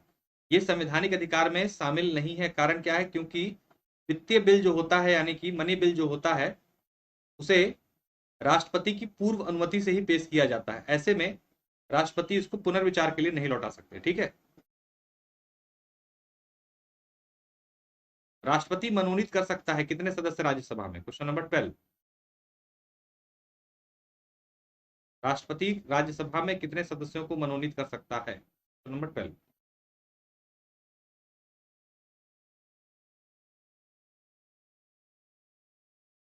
The president can nominate how many members in Rajya Sabha? Question number 12।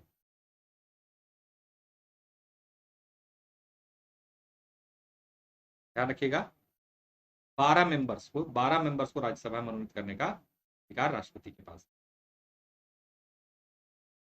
Same हो गया क्वेश्चन 12। लोकसभा में आंग्ल भारतीय समुदाय को मनोनीत करने की शक्ति किसके पास है? लोकसभा में आर्टिकल 331 के माध्यम से 2 एंग्लो इंडियन को मनोनीत करने की शक्ति दी गई थी। ध्यान रखिएगा, ये इंपॉर्टेंट है क्योंकि 105वें संविधान संशोधन के माध्यम से क्या किया गया है? इसको समाप्त कर दिया गया है। ये क्वेश्चन के रूप में पूछा जा सकता है इस बार कि आंग्ल भारतीय समुदाय में कितने मनोनीत किए जाते थे? ध्यान रखिएगा, 2 लोगों को मनोनीत किया जाता था। इसका प्रावधान आर्टिकल जो है किया गया था आपका 331 में और इसे 105वें संविधान संशोधन द्वारा समाप्त कर दिया गया है। तो ये पूछा जा सकता था कि आंग्ल भारतीय जो समुदाय के सदस्य थे उनको मनोनीत करने का अधिकार किसके पास था? ध्यान रखिएगा, ये अधिकार जो था राष्ट्रपति के पास था। ठीक है। इसी के साथ ही आर्टिकल 333 के माध्यम से एक एंग्लो इंडियन को विधानसभा में मनोनीत करने का जो अधिकार था किसके पास था? वो था आपके राज्यपाल के पास। ठीक, ये अधिकार। अभी दोनों को ही 105वें संविधान संशोधन द्वारा समाप्त कर दिया गया। भारत का राष्ट्रपति लोकसभा के 2 सदस्यों को निम्न में से किसका प्रतिनिधित्व करने के लिए मनोनीत कर सकता है? पिछले क्वेश्चन का एडिशनल पार्ट है, इसमें संख्या नहीं दी गई थी, इसमें संख्या दी गई।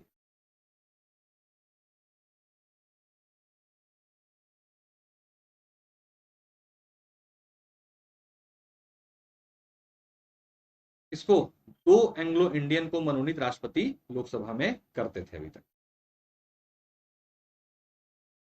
भारतीय संविधान भारत के राष्ट्रपति को अधिकार नहीं देता किस चीज का? Question number 16। एक बार सेशन को लाइक शेयर जरूर कर दिए सभी लोग प्लीज।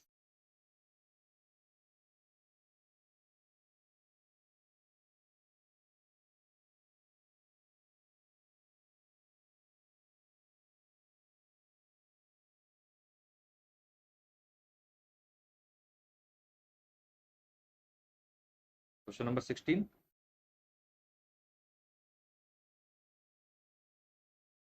आसान क्वेश्चन है।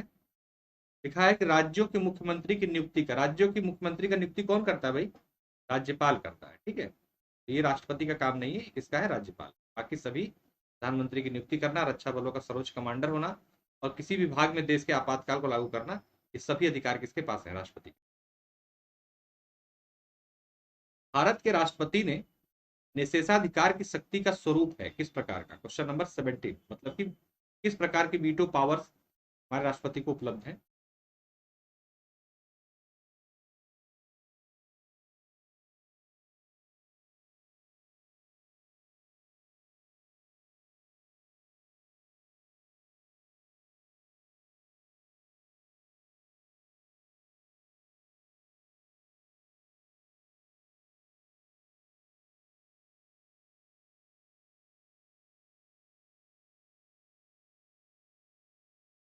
देखिए, ये सभी की सभी वीटो पावर्स राष्ट्रपति को उपलब्ध है हमारे। संपूर्ण विशेषाधिकार, निलंबनकारी विशेषाधिकार और पॉकेट विशेषाधिकार। लेकिन अगर हम व्यवहारिक दृष्टि से देखेंगे तो सिर्फ और सिर्फ पॉकेट वीटो अधिकार यानी पॉकेट वीटो ही जो है स्पष्ट रूप से हमारे राष्ट्रपति को उपलब्ध है। अन्य जो है सिर्फ और सिर्फ प्रावधान तो उनके हैं लेकिन वो संपूर्ण रूप से उपलब्ध नहीं। भारत के राष्ट्रपति अपनी शक्तियों का प्रयोग करते हैं कैसे?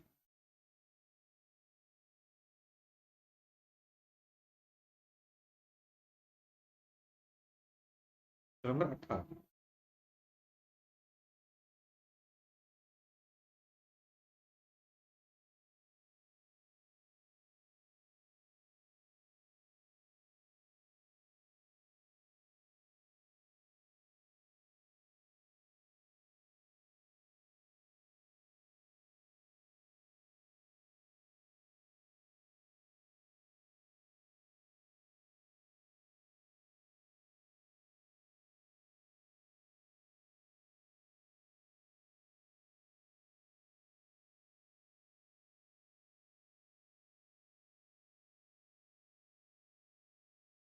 क्वेश्चन नंबर 18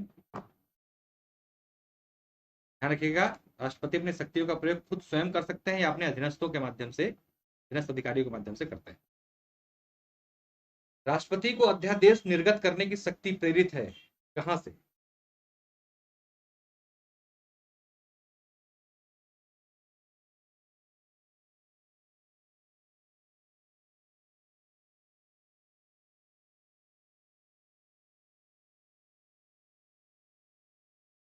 राष्ट्रपति की अध्यादेश जारी करने की शक्ति जो है वो कहां से ली गई है, ये पूछा।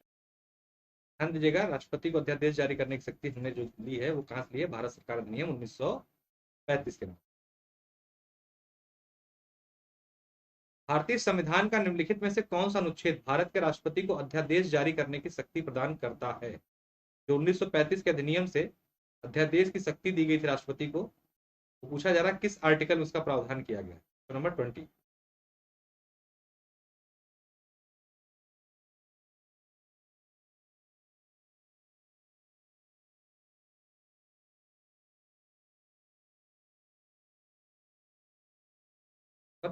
ठीक, ध्यान दीजिएगा, आर्टिकल 123, ठीक है। आर्टिकल 123 में जो है अध्यादेश जारी करने की शक्ति जो है राष्ट्रपति को राष्ट्रपति की क्षमा आदि की शक्ति किस प्रकार की शक्ति है? Question number 21। राष्ट्रपति की क्षमा दान की शक्ति किस प्रकार की शक्ति है? राष्ट्रपति को कई प्रकार की शक्तियां दी गई हैं, उनको कई वर्गों में बांटा गया है, जैसे विधायी शक्ति, न्यायिक शक्ति, कार्यकारी शक्ति, सैन्य शक्ति, बहुत सारी शक्तियों में बांटा गया है। ठीक है, वैदेशिक शक्ति, उसी में एक शक्ति है क्षमादान की शक्ति। वो बेसिकली किस में आती है?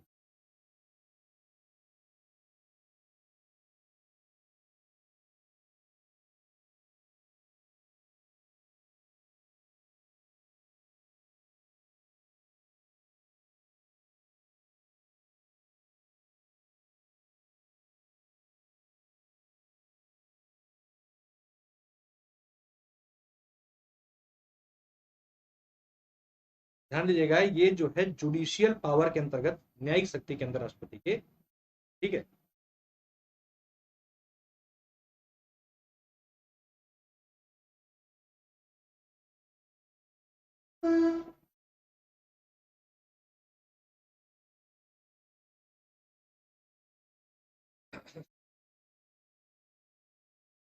भारतीय संविधान के किस अनुच्छेद में राष्ट्रपति के क्षमादान का प्रावधान किया गया है? जो भी हमने बात की, न्यायिक शक्ति के अंतर्गत आती है, का प्रावधान किस आर्टिकल में किया गया है?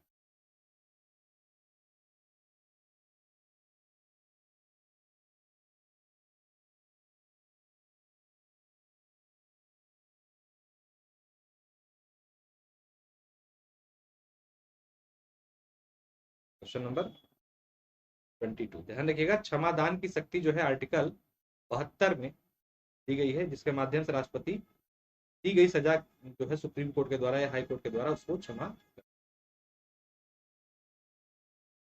भारत के राष्ट्रपति को यह अधिकार नहीं प्राप्त है कि वह क्या कर सकता है? एक काम। Question number 23। निम्न में से एक की शक्ति राष्ट्रपति में निहित नहीं है, कौन सी?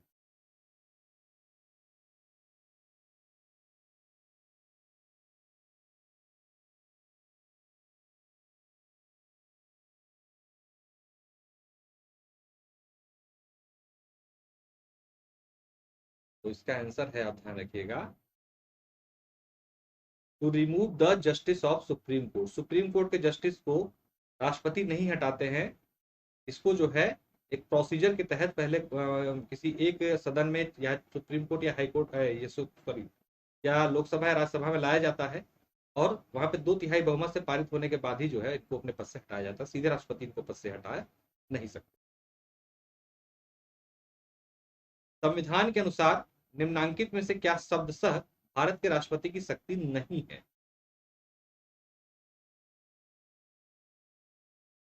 शब्दशः पूछ रहा है, ध्यान रखिएगा। Question number 24।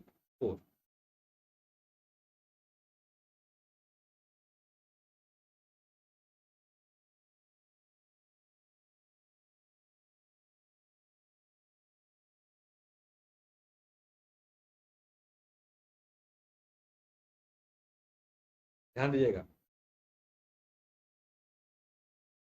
संसद के सदनों को संदेश भेजना, इस प्रकार की कोई शक्ति शब्दशः जो है संविधान में नहीं उल्लेखित की गई है राष्ट्रपति के संदर्भ। निम्नलिखित में से किसकी नियुक्ति भारत के राष्ट्रपति करते हैं? Question number 25।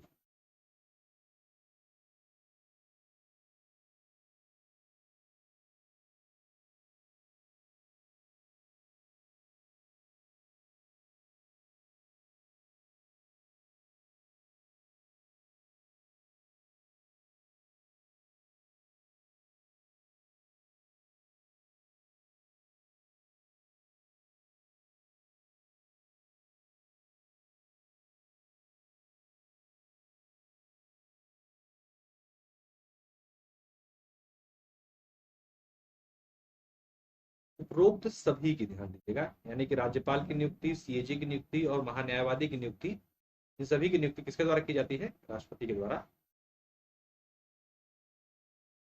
निम्न में से भारत का राष्ट्रपति किसकी नियुक्ति नहीं करता, पूछा जाए। Question number 26।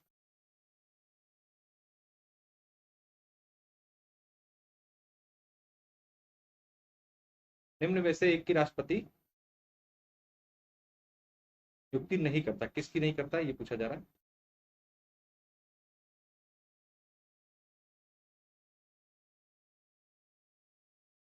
तो किसकी नहीं करता, उपराष्ट्रपति की नहीं करता, क्योंकि उपराष्ट्रपति का क्या होता है, चुनाव होता है, ध्यान दीजिएगा कि नियुक्ति राष्ट्रपति नहीं करता। प्रधानमंत्री, राज्यपाल और मुख्य निर्वाचन आयोग की नियुक्ति किसके द्वारा की जाती है, आपके राष्ट्रपति द्वारा की जाती है।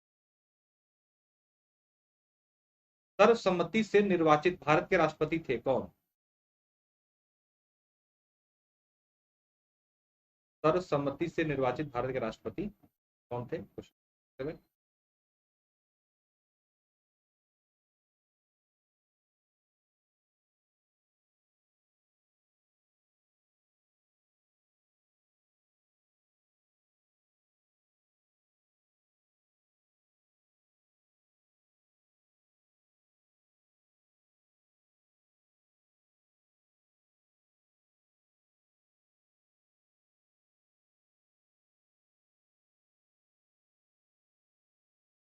ध्यान दीजिएगा, एन संजीव रेड्डी, एन नीलम संजीव रेड्डी सर्वसम्मति से निर्वाचित होने वाले राष्ट्रपति। श्रीमती प्रतिभा पाटिल का भारतीय गणतंत्र में राष्ट्रपति के रूप में क्रम क्या है, नंबर 28।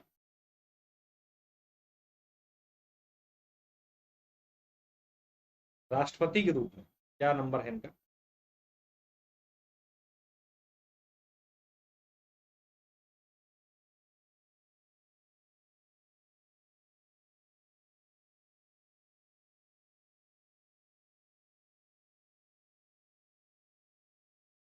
चेक।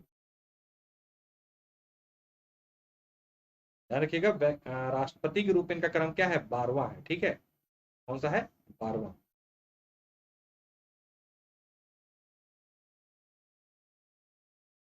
बारहवां।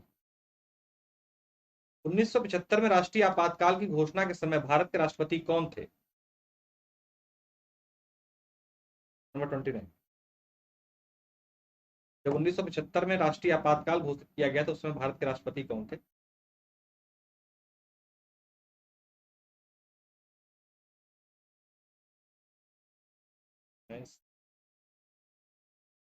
बिल्कुल ठीक है, ध्यान रखिएगा, फखरुद्दीन अली अहमद टाइम पे भारत के राष्ट्रपति थे जब आपातकाल की घोषणा 1975। भारतीय संविधान के अनुच्छेद 356 के अंतर्गत राष्ट्रपति शासन सर्वप्रथम कहां पर लागू किया गया था,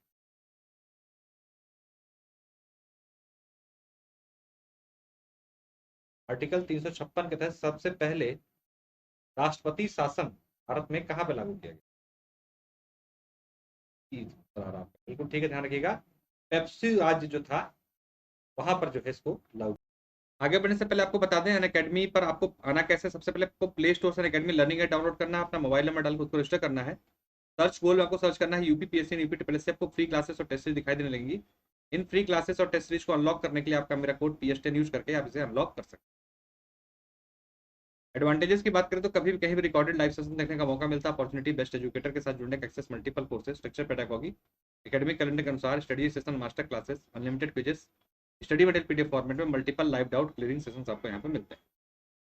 इसी क्रम में बात करें तो देखिए 30 अप्रैल से आपको एक टेस्ट सीरीज की शुरुआत की जा चुकी है जिसमें UPPCS plus booster test series है ये, और अगर फ्री टेस्ट सीरीज चाहिए तो 15 मई को आपको मिलेगी एक 8 PM पर टेस्ट, जो कि यूपीपीएससी से क्वेश्चन के तुलना में वैसे ही होंगे, और एक फुल लेंथ टेस्ट आपको 29 मई को मिलेगा जिसमें एकदम 150 क्वेश्चन 120 मिनट और 200 मार्क्स की होगी। एक पेपर से पहले पेपर का रिवीजन आपको यहाँ पे देखने को मिलेगा। अगर हम बैच कोर्सेज की बात करें तो 27 अप्रैल से आपका एक लक्ष्य नामक एक बैच जो है शुरू हो चुका है नया, जो कि 2023 पीसीएस की प्रारंभिक तथा मुख्य परीक्षा के लिए है। प्लस कोर्सेज में एडमिशन लेने के लिए रेफरल कोड मेरा कोड PS10 यूज करके आप 10% डिस्काउंट के साथ एडमिशन ले सकते हैं। इसी तरीके से 13 अप्रैल से एक लक्ष्य नामक बैच चल रहा है जिसमें 1 PM पर आपको मेरी पॉलिटी क्लासेस मिल रही है, इसको भी आप लोग ज्वाइन कर सकते हैं। फाउंडेशन कोर्स अजय सर का उपलब्ध है। ऑप्शनल सब्जेक्ट में public administration, geography, history, philosophy, sociology, Hindi literature उपलब्ध है। 6 तारीख से सुशांत सर का साइंस टेक का बैच चल रहा है, आप लोग इसको भी ज्वाइन कर सकते हैं।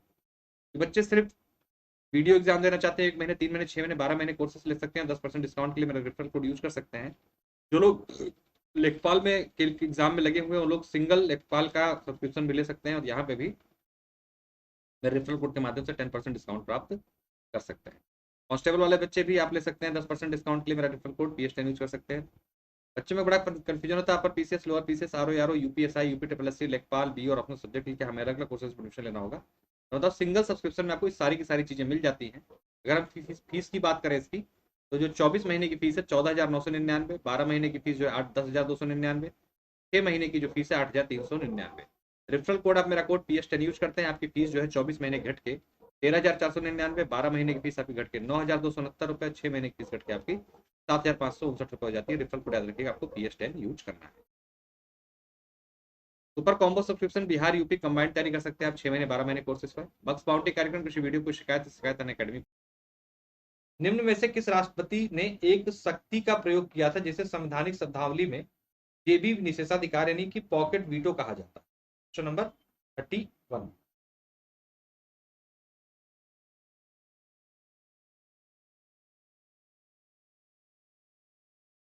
पॉकेट वीटो का प्रयोग करने वाले राष्ट्रपति कौन थे इनमें से? एक बार सेशन को लाइक प्लीज कर दीजिए सभी लोग और शेयर भी कर दीजिए।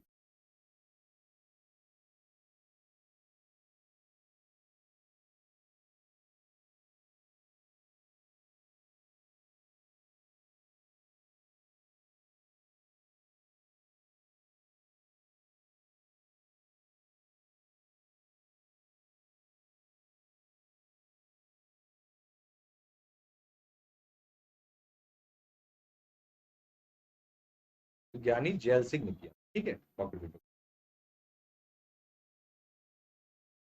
किसने कहा कि राष्ट्रपति की आपातकालीन अधिकार संविधान के साथ धोखा है? ये स्टेटमेंट किसका है? Question number 32।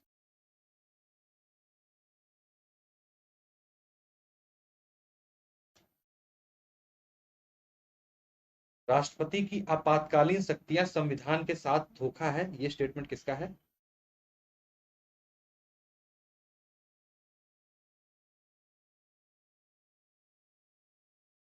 यानी ये आजकल यूपीएससी में स्टेटमेंट बेस्ड क्वेश्चन जो है जा रहे हैं। आंसर है आपका KM नामबियार का है। किसका है? KM का। वह राष्ट्र का प्रतिनिधित्व करता है परंतु राष्ट्र का नेतृत्व नहीं करता। ये उक्ति किस पर लागू होती है? Question number 33।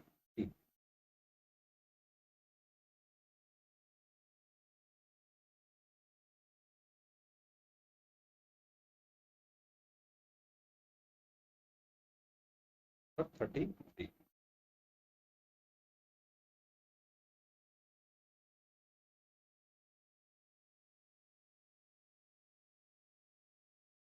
राष्ट्रपति पर ये उक्ति लागू होती थी, ठीक है।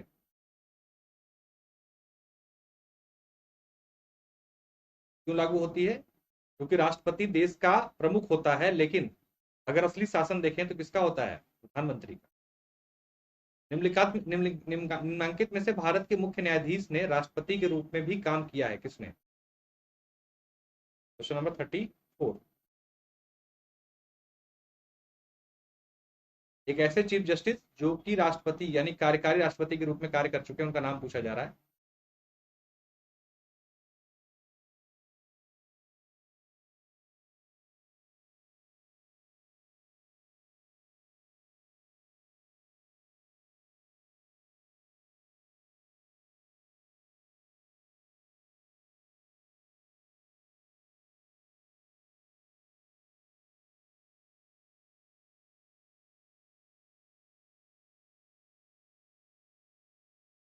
ध्यान रखिएगा, जस्टिस M हिदायतुल्ला जो है मात्र ऐसे मुख्य न्यायाधीश हैं जो कि राष्ट्रपति के रूप में भी कार्य कर चुके हैं, कार्यकारी।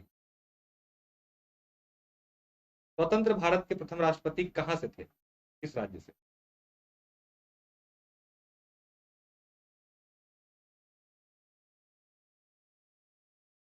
आसान क्वेश्चन है। डॉक्टर राजेंद्र प्रसाद थे पहले राष्ट्रपति। कहां से थे वो? बिहार से। निम्नलिखित में से कौन सा, एक मिनट इसमें थोड़ा सा एरर हो गया टाइपिंग है। भारत के उपराष्ट्रपति का निर्वाचन किस प्रकार होता है? Question number 37।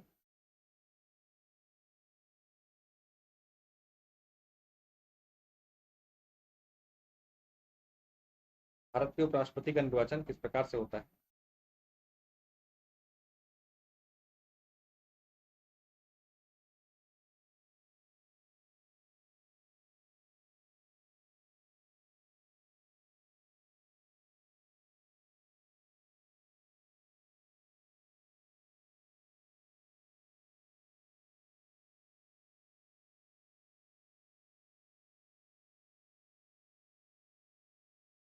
Question number 37। देखिए इसमें जो है संसद के दोनों सदनों के द्वारा निर्वाचित होते हैं ये, और यहाँ पर समस्त जो सदस्य होते हैं सम्मिलित होते हैं, यानी कि नियुक्त और मनोनीत दोनों प्रकार के सदस्य इसमें सम्मिलित होते हैं उपराष्ट्रपति के निर्वाचन। भारत में उपराष्ट्रपति के निर्वाचन से संबंधित विवाद को कौन तय करता है? Question number 38।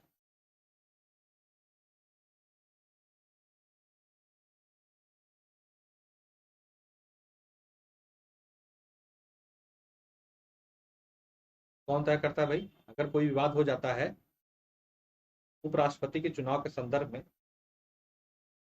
तो उस पर अंतिम निर्णय जो होता है वो होता है सुप्रीम कोर्ट ऑफ इंडिया। ठीक है।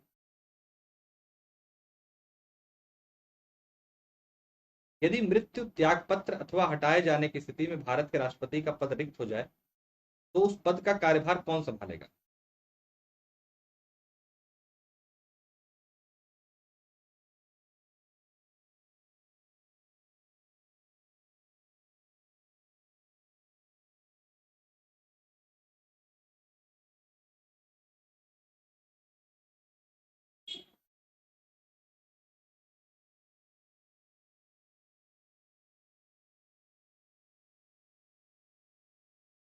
ध्यान रखिएगा, ऐसी स्थिति में कार्यभार संभालने की जिम्मेदारी किसकी है?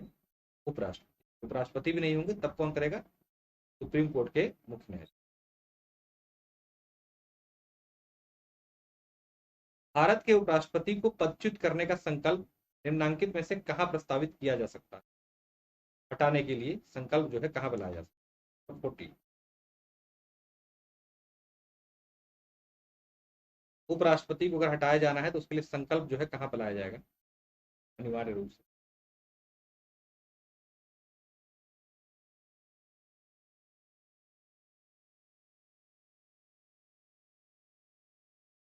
ध्यान देना है, केवल राज्यसभा, अगर उपराष्ट्रपति, क्योंकि राज्यसभा का पदायन सभापति होते हैं, राष्ट्रपति, राष्ट्रपति सॉरी, तो ऐसी दशा में जब उनको कभी हटाया जाएगा तो संकल्प जो है कहाँ लाया जाएगा? सिर्फ और सिर्फ। निम्न में कौन राज्यसभा का अध्यक्ष होता है?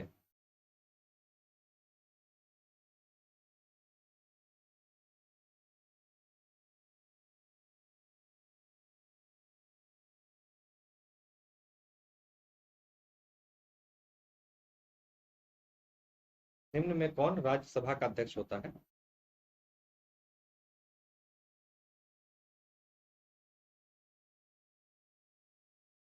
कौन होता है?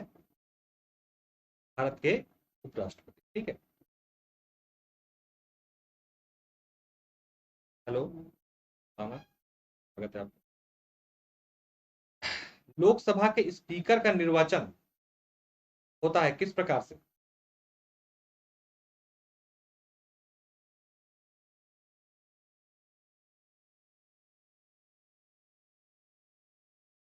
लोकसभा के स्पीकर का निर्वाचन किस प्रकार होता है?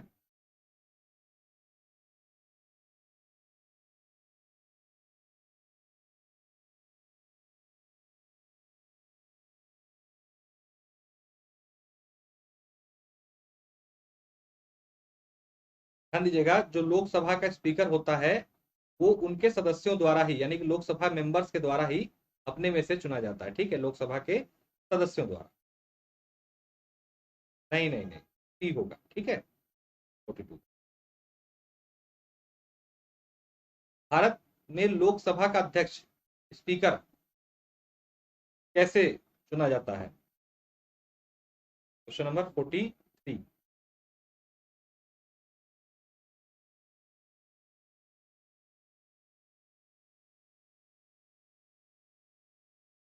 कैसे चुना जाता है लोकसभा का स्पीकर भारत में? ध्यान दीजिएगा बहुत अच्छे से। शब्द यहाँ पर इस्तेमाल होगा चयनित। लोकसभा के सदस्य अपने में से ही चयन करते हैं एक व्यक्ति का, ठीक है, तो चयनित किया जाता है लोकसभा का स्पीकर। लोकसभा का स्पीकर किसे संबोधित कर अपना त्यागपत्र देता है? Question number 44।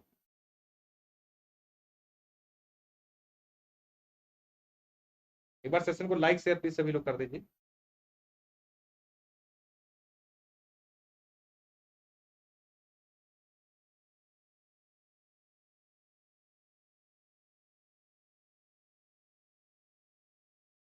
Forty four. तो जो लोकसभा का स्पीकर होता है वो अपना त्यागपत्र लोकसभा के उपाध्यक्ष को देता है और उपाध्यक्ष अपना त्यागपत्र लोकसभा के अध्यक्ष को देता है, दोनों का वाइस वर्सा चलता है, ठीक है।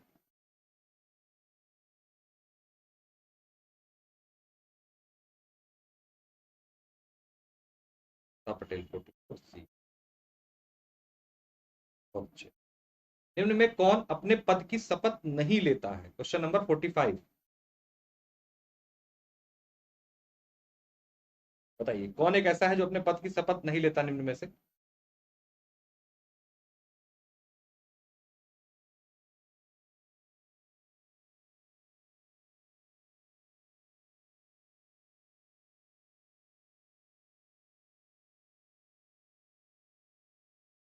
क्वेश्चन ही क्वेश्चन आता है तो गलतियां बहुत होती है इस क्वेश्चन में लोगों से। बताइए कौन जो है अपने पद की शपथ नहीं लेता दिए गए विकल्पों में? ठीक कह रही हैं, कह रहे हैं भैया कि 45 का ए, राष्ट्रपति पद की शपथ नहीं लेते हैं।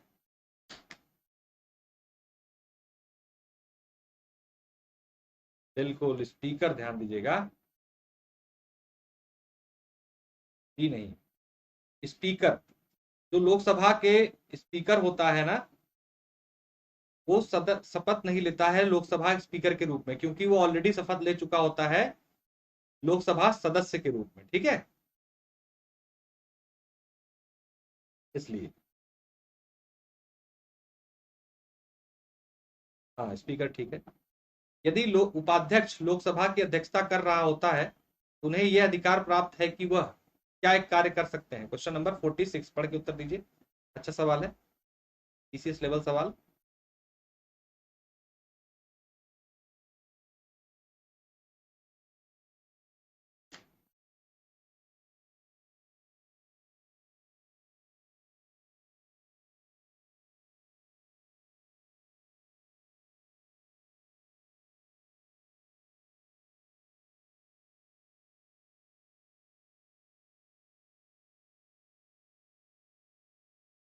बताइए क्या कर सकते हैं जब अगर एक उपाध्यक्ष जो होता है लोकसभा का वो एज ए स्पीकर कार्य कर रहा हो तो क्या एक शक्ति उसको मिल जाती है? Question number 46। नहीं, डी नहीं, सी। रखते हैं, सी देखिए क्या कह रहा, मत बराबर होने की अवस्था में मतदान कर सकते हैं, ठीक है। नॉर्मली लोकसभा के स्पीकर और डिप्टी स्पीकर जो है अपने मत का प्रयोग नहीं करते, लेकिन जब मामला टाई हो जाता है तब ये लोग ऐसा कार्य करते हैं, फाइनल अपने वोट देते हैं। लोकसभा का प्रोटेम अध्यक्ष नियुक्त किया जाता है किसके द्वारा? Pro tem speaker.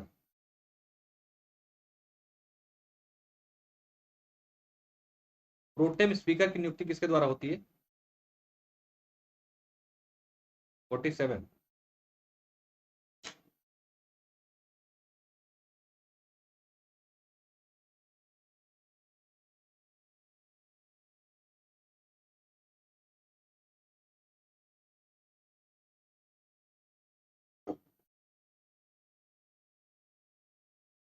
प्रोटेम स्पीकर की नियुक्ति किसके द्वारा की जाती है?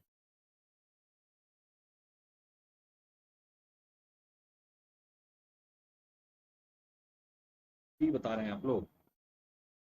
ए हर्षिता, बिल्कुल ध्यान रखिएगा, प्रोटेम स्पीकर की नियुक्ति जो होती है राष्ट्रपति के द्वारा की जाती है। उस सदन का सबसे वरिष्ठ नेता होता है और उसका काम सिर्फ होता है जो नई निर्वाचित लोकसभा होती है उसका शपथ ग्रहण कराना, ठीक है। और इसकी नियुक्ति कौन करता है? इसकी नियुक्ति राष्ट्रपति करते हैं, तो सही कर लीजिएगा इसको, ठीक है।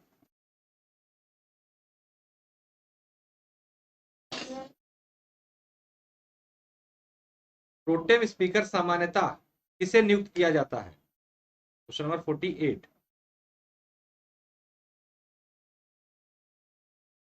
प्रोटेम स्पीकर सामान्यतः किसे नियुक्त किया जाता है?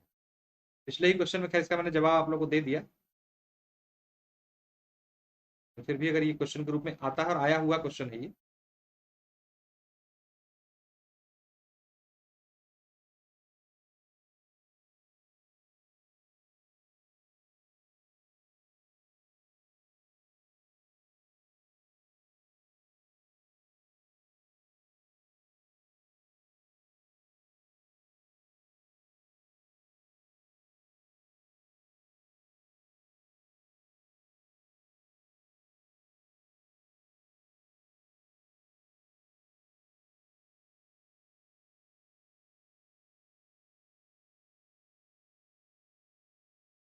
देखिए इसका आंसर है आपका सी। नवनिर्वाचित लोकसभा के वरिष्ठतम सदस्य को जो है क्या बनाया जाता है? प्रोटेम स्पीकर बनाया जाता है। ठीक है।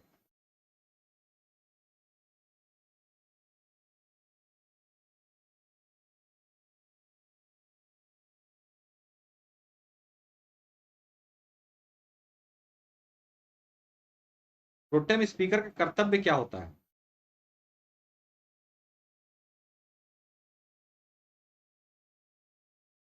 क्या काम होता है प्रोटेम स्पीकर का?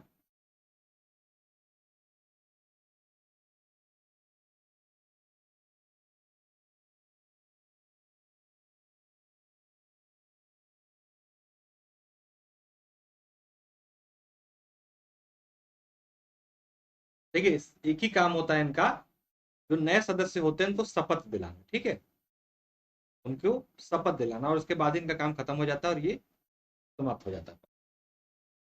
भारत में लोकसभा के लिए प्रथम सामान्य निर्वाचन कब हुए थे? Question number 50।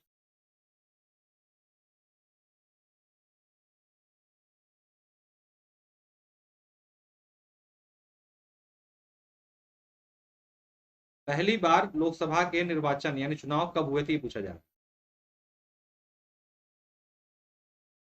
हाँ बिल्कुल। क्वेश्चन नंबर 50 ध्यान रखिएगा, सबसे पहले 1952 में जो है क्या हुए थे निर्वाचन? भारत में प्रथम आम चुनाव, सॉरी रिपीट कर गया, कब आयोजित हुए थे? आम चुनाव को ध्यान रखिएगा, लोकसभा चुनाव को आम चुनाव के नाम से भी जाना जाता है। तो लोकसभा का पहली बार चुनाव कब हुआ था? 1952। ठीक है। लोकसभा के लिए चुनाव में निर्वाचित होने के लिए किसी व्यक्ति की न्यूनतम आयु कितनी होनी चाहिए? लोकसभा का सदस्य निर्वाचित होने के लिए न्यूनतम आयु कितनी होनी चाहिए?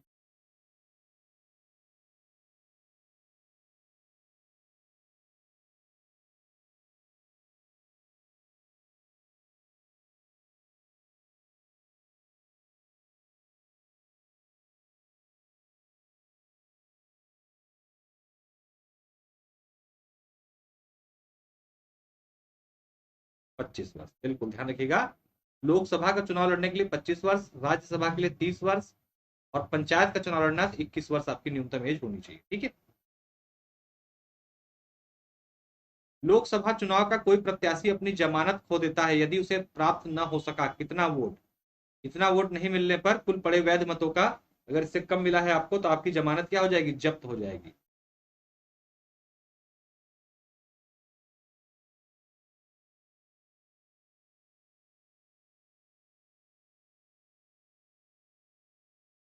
देखिए इसका आंसर बता दें क्योंकि ऑप्शन नहीं, डी होगा 1/6। ठीक है। राष्ट्रीय आपात के मध्य भारत के संविधान के अंतर्गत लोकसभा की 5 वर्ष की अवधि को एक बार में बढ़ाया जा सकता है कितना? यानी कि राष्ट्रीय आपातकाल जब लगा हो तो लोकसभा का कार्यकाल एक बार में कितने साल तक बढ़ाया जा सकता है?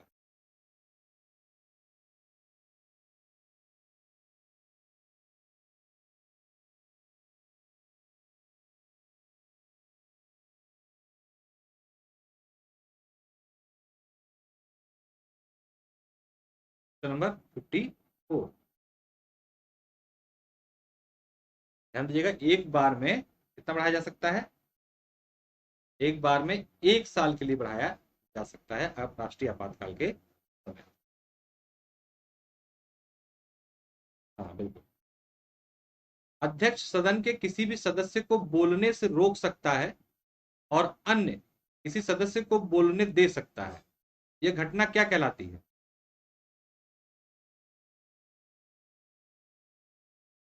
Question number 55।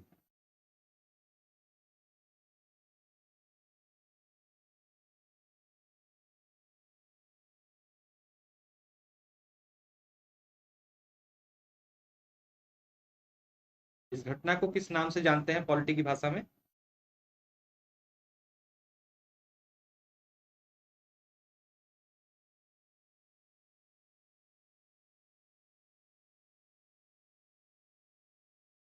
इस घटना को बोलते हैं एल्डिंग द फ्लोर, बैठ जाना। ठीक है।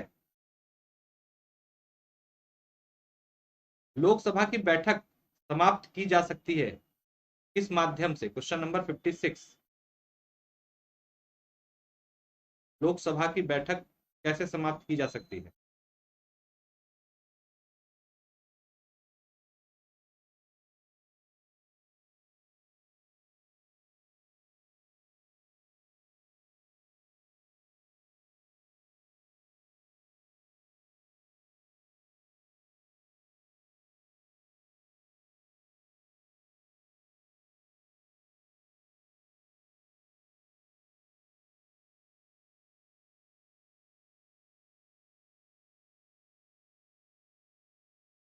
ध्यान दीजिएगा, ये जो है आंसर है इसका ऑल ऑफ द एबव।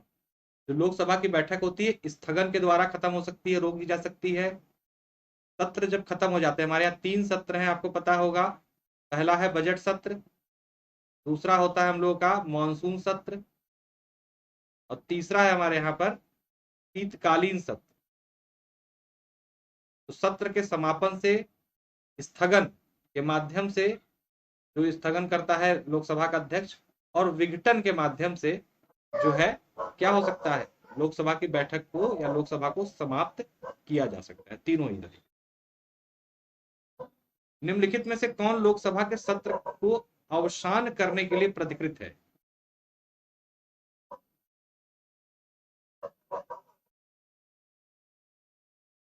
बताइए। Question number 57।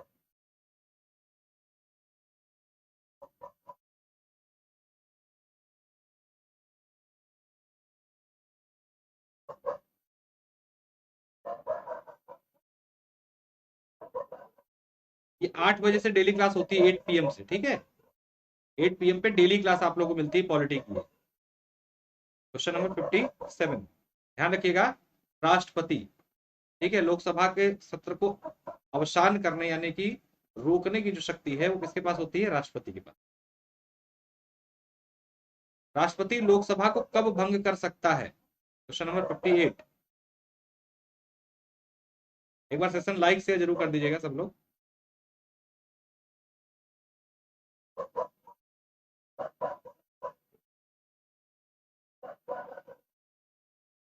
Question number 58, Lok Sabha को राष्ट्रपति कब भंग कर सकता है? ध्यान दीजिएगा, केंद्रीय मंत्रिमंडल की अनुशंसा पर ही राष्ट्रपति लोकसभा को भंग कर सकते हैं, अन्यथा नहीं। लोकसभा का कार्यकाल पूरा होने से पहले भंग किया जा सकता है, किस प्रकार? धन्यवाद से। क्वेश्चन नंबर 59, आप लोग को अनअकैडमी के किसी भी कोर्स में एडमिशन लेना हो, रेफरल कोड मेरा कोड PS10 यूज करके आप लोग 10% डिस्काउंट प्राप्त कर सकते हैं। 31 मार्च यानी कल जो है, कल के बाद फीस बढ़ने वाली है हर सेक्शन की अनअकैडमी के, तो आप लोग 10% का डिस्काउंट पुरानी फीस के साथ एडमिशन ले सकते हैं मेरे रेफरल कोड के माध्यम से। इसके साथ साथ 7 बजे ऊपर कमेंट बॉक्स में मेरी प्रोफाइल का लिंक दिया हुआ है। 7 PM पे डेली करंट अफेयर का सेशन मैं उपलब्ध कराता हूँ ऐप पर, जो कि पूरी तरीके से फ्री होता है सभी के लिए, तो आप लोग उसको भी ज्वाइन कर सकते हैं। ठीक है। क्वेश्चन नंबर 59, ध्यान रखिएगा। 59 का डी, प्रधानमंत्री की सिफारिश पर राष्ट्रपति द्वारा, ठीक है, विवेक से नहीं कर सकते अपने। प्रधानमंत्री अगर सिफारिश करते हैं, क्योंकि प्रधानमंत्री मंत्रिपरिषद के हेड होते हैं, और सिफारिश करते हैं कि कार्यकाल पूरा होने से पहले इसको इस कारण से भंग कर दिया जाए, तो राष्ट्रपति ऐसा कर सकते हैं। ठीक है। लोकसभा का नेता कौन होता है? Question number 60। 1 मिनट का समय दीजिए।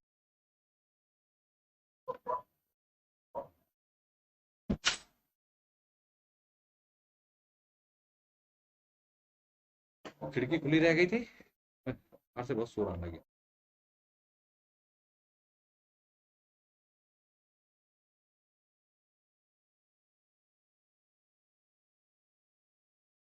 तो लोकसभा का नेता कौन होता है? क्वेश्चन नंबर 60, ध्यान दीजिएगा। प्रधानमंत्री। ये कुछ वर्ड इसमें चेंजेस हो गए हैं। उच्च न्यायालय के सेवानिवृत्त जज को पेंशन कहां से दी जाती है? यानी कि रिटायर्ड हाई कोर्ट के जज को पेंशन कहां से दी जाती है?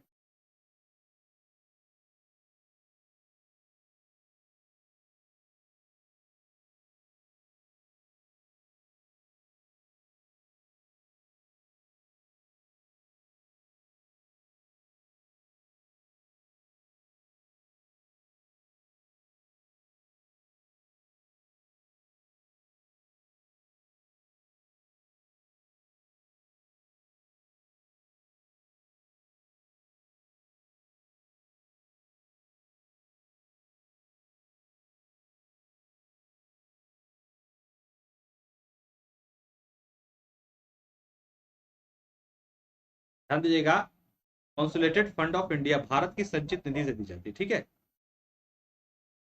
जो उनको सैलरी दी जाती है, हाँ स्किप कर दिया था मैंने था, क्योंकि उसमें थोड़ा सा फॉल्ट था। जो सैलरी मिलती है वो तो मिलती है जिस राज्य में के हाई कोर्ट में होंगे वहां की संचित निधि से, लेकिन जब रिटायर हो जाते हैं तो भारत की संचित निधि से क्या होता है, इनको पेंशन दी जाती है। ठीक है। कार्यकारी न्यायाधीशों की नियुक्ति की जाती है कहां पर? Question number 63।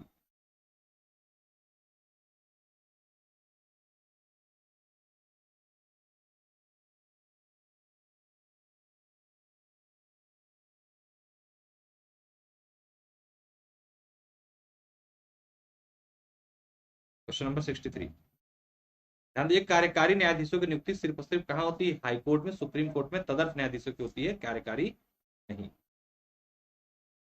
अंडमान निकोबार द्वीप पर निम्नलिखित में से किस उच्च न्यायालय का एक क्षेत्राधिकार है? Question number 64।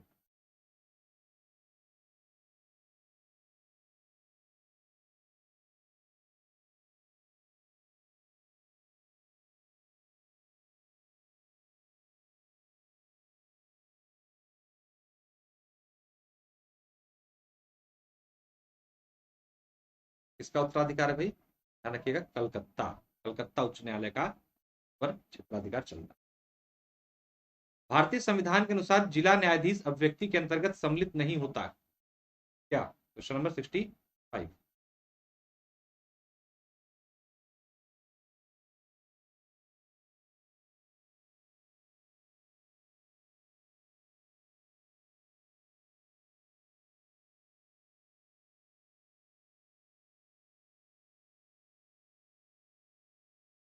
ध्यान दीजिएगा, अधिकरण का न्यायाधीश ट्रिब्यूनल जज। क्यों? क्योंकि ट्रिब्यूनल जज जो होता है हाई कोर्ट के जज के समतुल्य होता है, डिस्ट्रिक्ट जज के समतुल्य नहीं होता। ठीक है।